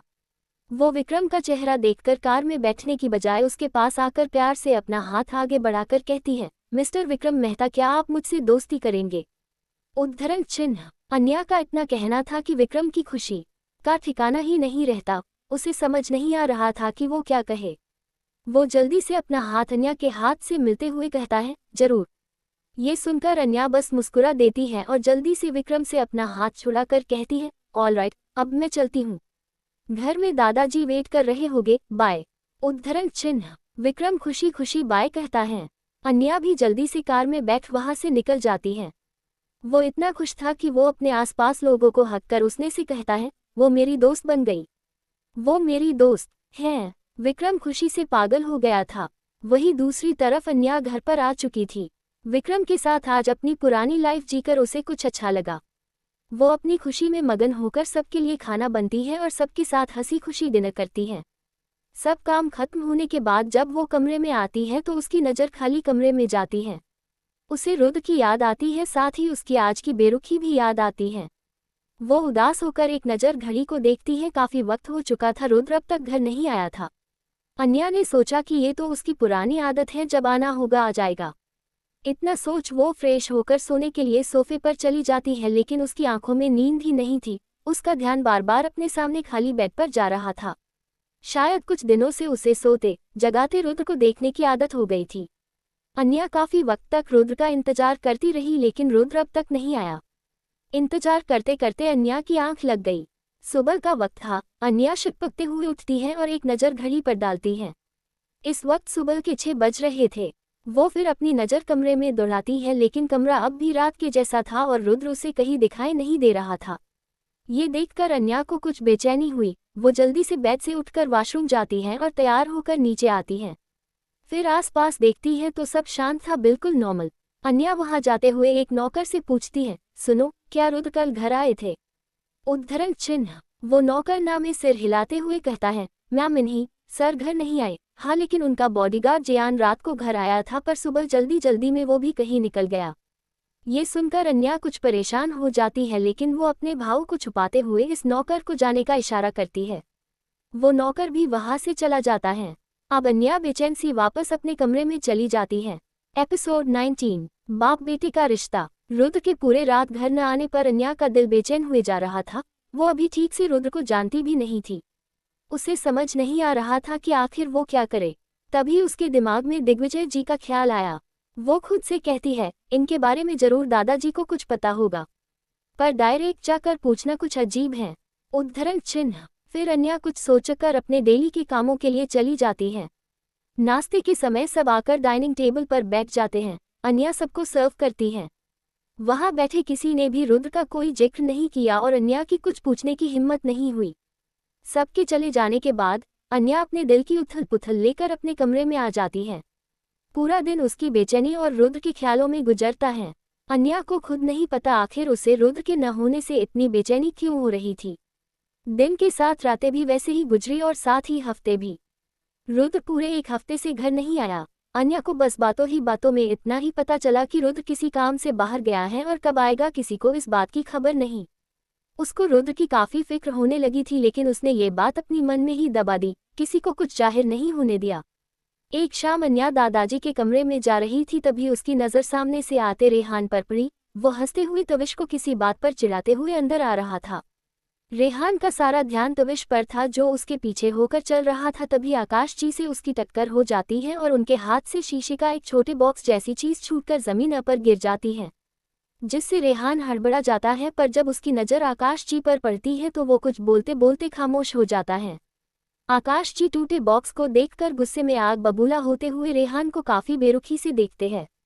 वो गुस्से में रेहान से कहते हैं, तुम एक बार फिर तुमने मुझसे मेरी कौशल्या की यादें छीन ली। तुम्हारी वजह से हर बार मुझे मेरी कौशल्या से दूर होना पड़ता है। दूर रहो मुझसे और मेरी कौशल्या की यादों से। रेहान अपने पिता से बातें ऐसी सुन चुप ही रहता है। उनकी बातें उसे अपने दिल में चुभन का एहसास दिला रही थी। वो बिना कुछ जवाब दिए वहां से चला जाता है और तविश भी उसके पीछे पीछे चला जाता है। वही अन्या को आकाश जी को खुद के बेटे से ऐसे बात करते देख आश्चर्य होता है। उसने ये बात काफी बार नोटिस किया था कि आकाश जी और उसके दोनों बेटों के बीच कुछ ठीक नहीं है। न बेटे को बाप से मतलब है, न बाप को बेटों से। उन्हें देख शायद ही कोई उनके रिश्ते का अंदाज लगा सकता। उसे लगा कि आकाश जी का स्वभाव ही ऐसा होगा, इसलिए वो किसी से बात नहीं करते। उसको रेहान के लिए काफी बुरा भी लगता है। वो उसके कमरे में चली जाती है। रेहान अपने रूम में शांत सा बस खिड़की के बाहर देख रहा था। तविश उससे बात करने की, उसे बहलने की कोशिश कर रहा था, लेकिन उसने किसी का जवाब नहीं दिया। तविश जानता था कि रेहान अभी काफी दुखी है और शायद ही किसी से कुछ शेयर करे, इसलिए वो भी वही उसके पास खड़ा हो गया उसका साथ देने के लिए। तभी उसके कमरे का दरवाजा नॉक होता है और अन्या वहां अपने हाथ में एक मेडिकल बॉक्स लेकर अंदर आती है। रेहान अन्या को देख अपने दर्द को छुपाते हुए झूठी मुस्कान के साथ कहता है, अरे भाभी आप मेरे कमरे में, कुछ काम था? अन्या हाँ में सिर हिलाते हुए उसका हाथ पकड़कर उसे बेड पर बैठाती है और उसका हाथ आगे करके मेडिकल बॉक्स से दावा निकलकर लगाने लगती है। कांच के टूटने पर रेहान के हाथ में भी कट लग गया था। उस वक्त रेहान को इस बात का आइडिया ही नहीं था, लेकिन अन्या ने देख लिया था। वो प्यार से रेहान के हाथ की चोट साफ करके उसे दवा लगाती है। अब तक दोनों के बीच खामोशी थी।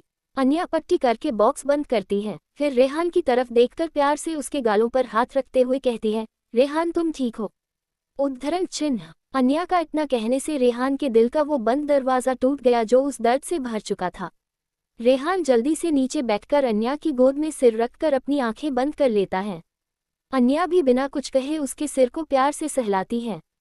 रेहान काफी देर वैसे ही अन्या की गोद में सिर रखी खामोश सा बैठा रहता है। उसकी आंखों से आंसू की कुछ बूंद गिरते हैं जिसे वो अन्या से छुपाकर पोंछ लेता है। रेहान को ऐसे देख अन्या को बिल्कुल अच्छा नहीं लग रहा था। हमेशा हंसते खेलते रहने वाले रेहान को यूं खामोश देखकर उसे ये जानने की इच्छा होने लगी कि आखिर क्या वजह है बाप बेटे के बीच की दूरी की। अन्या पूछना तो चाहती थी, लेकिन रेहान की हालत देख उसके जख्मों को कुरेदना उसे ठीक नहीं लगा। रेहान यूं ही अन्या की गोद में सिर रखकर सो गया। अन्या और तविश उसे बेड पर सुलाकर वहां से बाहर आ गए। तविश अन्या की तरफ देखकर कहता है, थैंक यू भाभी, आपने रेहान को जो प्यार और अपनापन दिया उसे उसी की जरूरत है। उद्धरण चिन्ह। अन्या तविश की बात सुनकर अपनी सोच में गुम होकर कहती है, तविश क्या मैं तुमसे पूछ सकती हूँ आखिर क्या वजह है डैड के ऐसे रेहान के प्रति रिएक्ट करने की? तविश कहता है, वजह कौशल्या आंटी की मौत से जुड़ी है और ये बात पता नहीं मैं कैसे कहूँ। बेहतर होगा आप ये रेहान या दादाजी से ही पूछ ले। इतना बोल तविश वहां से चला जाता है और अन्या को सवालों में और उलझा देता है। अन्या कुछ सोचती है और अपने काम में लग जाती है। सबके डिनर के बाद अन्या दादाजी की दवाएं और दूध का ग्लास लेकर उनके कमरे में जा ही रही थी कि उसका ध्यान आकाश जी के कमरे से आ रही आवाज पर जाता है। अन्या अपने कदम उस ओर बढ़ा देती है। दरवाज़ा खुला होने की वजह से वो अंदर आसानी से देख पा रही थी। आकाश जी अपने आसपास वही कांच के टुकड़े लिए बैठे थे और उसे जोड़ने की कोशिश कर रहे थे, लेकिन कांच के टुकड़े तेज होने की वजह से जुड़ नहीं रहे थे। साथ ही उन्हें कट भी लग रहा था, जिससे आकाश जी काफी उदास होते हुए कहते हैं, कौशल्या तुम्हारी एक भी याद को मैं खोने नहीं दूंगा, तुम चिंता मत करो, मैं ठीक करके रहूंगा। ये बोलकर वो वापस से कोशिश करते हैं, लेकिन न होने की वजह से वो उस सारे कांच के टुकड़ों को एक बॉक्स में रखकर कमरे की बालकनी में चले जाते हैं। अन्या ये सब ध्यान से देख रही थी। वो कुछ सोचते सोचते वापस से दादाजी के कमरे की तरफ बढ़ जाती है।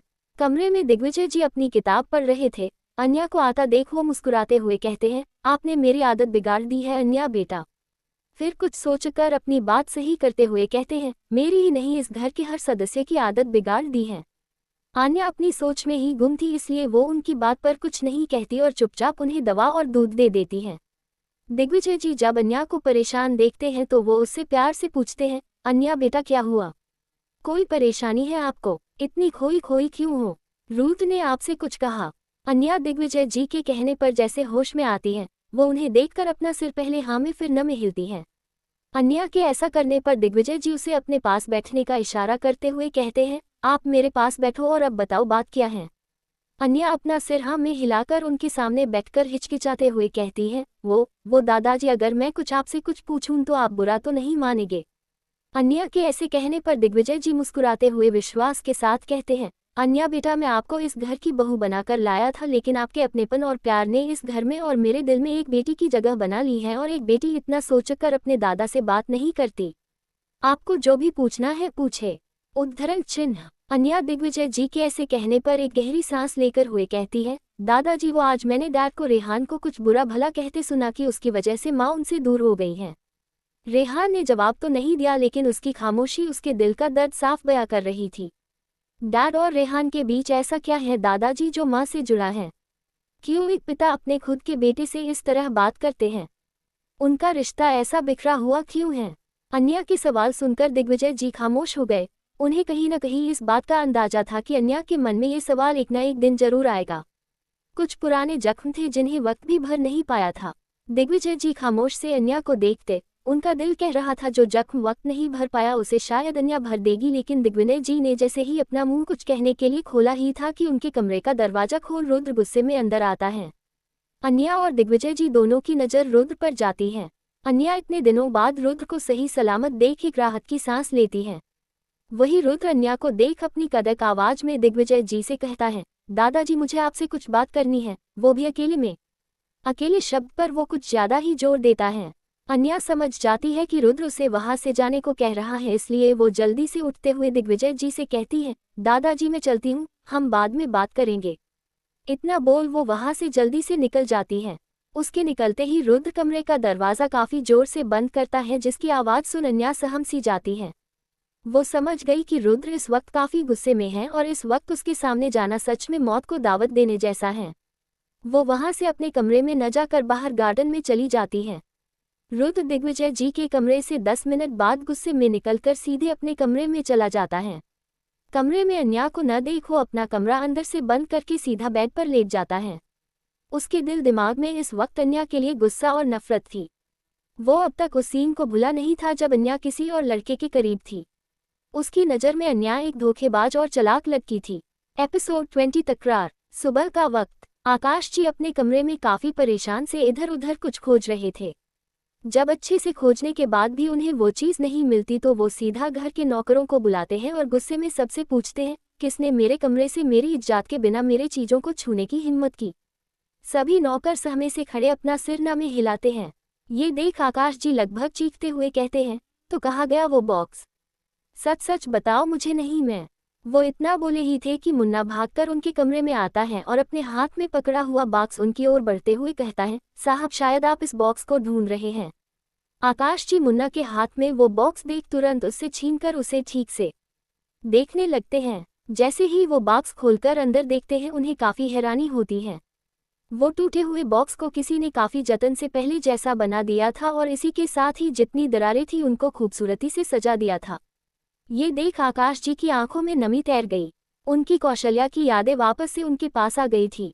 आकाश जी नम आंखों से मुन्ना को देखकर कहते हैं, ये तुमने? वो इतना ही कहे ही थे कि मुन्ना जल्दी से अपना सिर ना में हिलाते हुए कहता है, नहीं नहीं साहब ये मैंने नहीं किया, वो तो छोटी मैडम ने मुझे ये बॉक्स आपको देने को कहा और साथ ही आपको नाश्ते के लिए नीचे आने को भी कहा है। मुन्ना की बात सुनकर आकाश जी असमंजस में पड़ जाते हैं। उन्हें समझ नहीं आ रहा था ये ठीक किसने किया और अगर अन्या ने किया तो। उनके मन में काफ़ी सवाल थे। मुन्ना और बाकी नौकर वहां से चले गए। आकाश जी उस बॉक्स को अब तक अपने हाथों में थामे देख रहे थे, तभी उनकी नज़र एक नोट पर पड़ती है। वो उसे बॉक्स से निकालकर पढ़ने लगते हैं। कांच में अगर यादें बसे तो कभी न कभी टूट जाती हैं, लेकिन अगर वही यादें दिल में बस जाए तो वो कभी नहीं मिटती। ये लाइन पर वो काफ़ी हैरान हो गए। वो बार बार उस लाइन को पढ़ते हैं। ये लाइन उनकी कौशल्या की कही गई लाइन्स जैसी थी। ऐसी ही कुछ बातें कौशल्या ने एक बार उनसे कही थी और आज वही अपने सामने पढ़ के वो भावुक हो गए थे। वो बॉक्स को प्यार से छूकर अपनी कौशल्या को याद कर रहे थे। वही दूसरी तरफ सब नाश्ते के लिए आ चुके थे। रुद्र भी वही था, लेकिन आज उसने अन्या को नजर भी नहीं देखा। उसका गुस्सा और नफरत अन्या के लिए शांत नहीं हुई थी। अन्या सबको उनका मॉर्निंग ड्रिंक सर्व कर रही थी कि रेहान की नज़र अन्या की उंगलियों पर जाती है जिनमें बैंडेज बंधा हुआ था। ये देख रेहान उसका हाथ पकड़कर उसे देखते हुए फिक्र से कहता है, भाभी क्या हुआ, आपको इतनी चोट कैसे लगी? रेहान के ऐसा कहने पर सबकी नज़र अन्या से होते हुए उसके हाथ पर जाती है सिवाय रुद्र के। अन्या जल्दी से अपना हाथ पीछे करते हुए कहती है, अरे ये तो छोटी सी चोट है, बस कुछ ढूंढ रही थी स्टोर रूम में तो वही लग गई। दिग्विजय जी अन्या की बात सुन फिक्र से कहते हैं, अरे बेटा आपको क्या जरूरत थी खुद से काम करने की, इतने सारे नौकर हैं उनमें से किसको बोल देती, देखिए अब आपको लग गई। अन्या जल्दी से दिग्विजय जी को जूस देते हुए कहती है, छोटी सी चोट है दादाजी, जल्दी ही ठीक हो जाएगी, आप लोग अब चिंता न करें।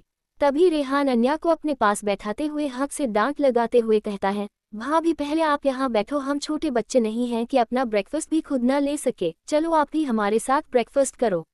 अन्या ना में सिर हिलाते हुए रेहान को मना करती है, लेकिन रेहान अपने हाथ से उसे जूस पिलाने लगता है। अन्या और रेहान का बॉन्ड देख सब मुस्कुरा देते हैं। दिग्विजय जी अन्या और रेहान को देख मन में कहते हैं, मेरा फैसला गलत नहीं था। अन्या ही इस अधूरे बिखरे परिवार को पूरा कर सकती है। जैसे उसने रेहान को संभाल कर उससे अनोखा रिश्ता बना लिया।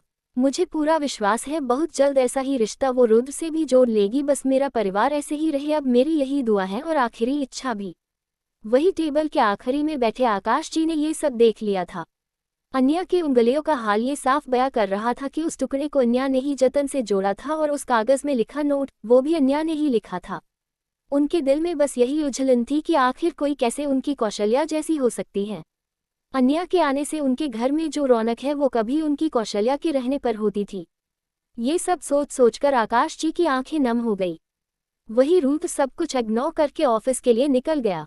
रुद्र का उखड़ा हुआ मूड अभय बखूबी नोटिस कर रहा था, लेकिन अभी उससे कुछ पूछना अभय को कुछ ठीक नहीं लगा। नाश्ते के बाद सब अपने अपने काम के लिए चले गए। आकाश जी अपने कमरे में अभी उस बॉक्स को लिए सोच में गुम थे। अन्या के हाथ में चोट होने के कारण वो कुछ कर नहीं पा रही थी, इसलिए वो आराम करने अपने कमरे में आ जाती है। कमरे में आते ही उसकी नज़र सोफे पर पड़ी रुद्र की वाइट शर्ट पर पड़ती है। वो सोफे पर बैठ उस शर्ट को अपने हाथों में लेकर रुद्र की खुशबू को महसूस करती है।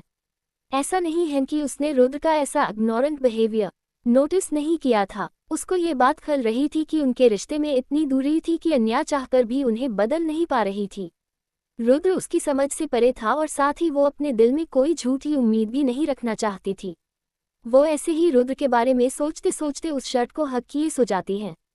शाम का वक्त आकाश जी अपने कामों में लगे थे कि उन्हें एक कॉल आता है, जिसे सुन उनके चेहरे का रंग एक ही पल में उड़ जाता है। लेकिन जैसे जैसे फोन की दूसरी तरफ की बातें सुने रहे थे वैसे वैसे उनका चेहरा गुस्से से लाल हुए जा रहा था। वो तुरंत अपना फोन काटकर गुस्से में दंदनाते हुए कमरे से निकल जाते हैं।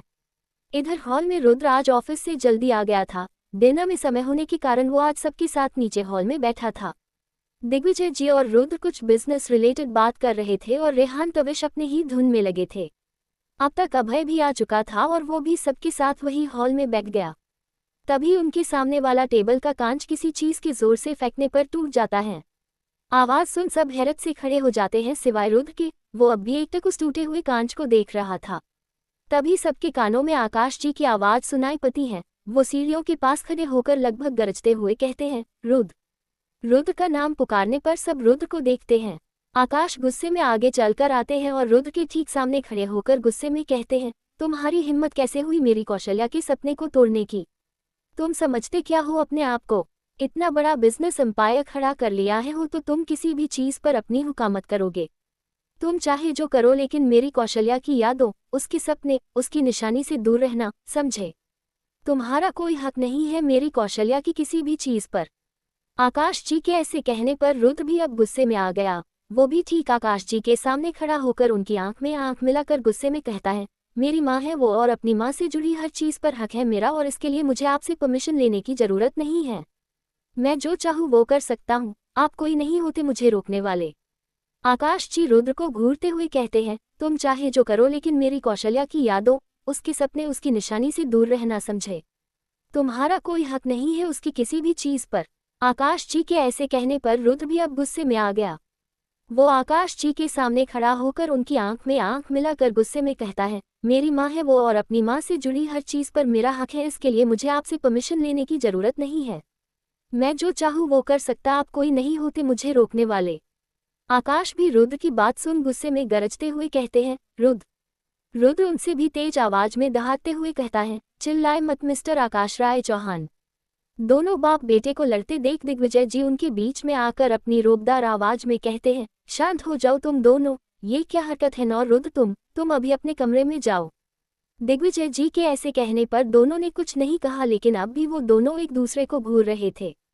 दिग्विजय जी ने जब दोनों को एक दूसरे को घूरते देखा तो इस बार थोड़ा कड़क आवाज में कहते हैं, रुद्र मैंने कहा अपने कमरे में जाओ। इस बार रुद्र आकाश जी को घूरता हुआ वहां से तेज कदमों से चलकर सीढ़ियों से होते हुए ऊपर चला गया। रुद्र के जाने के बाद दिग्विजय जी आदेश देते हुए कहते हैं, आकाश तुम मेरे साथ चलो, मुझे तुमसे कुछ जरूरी बात करनी है।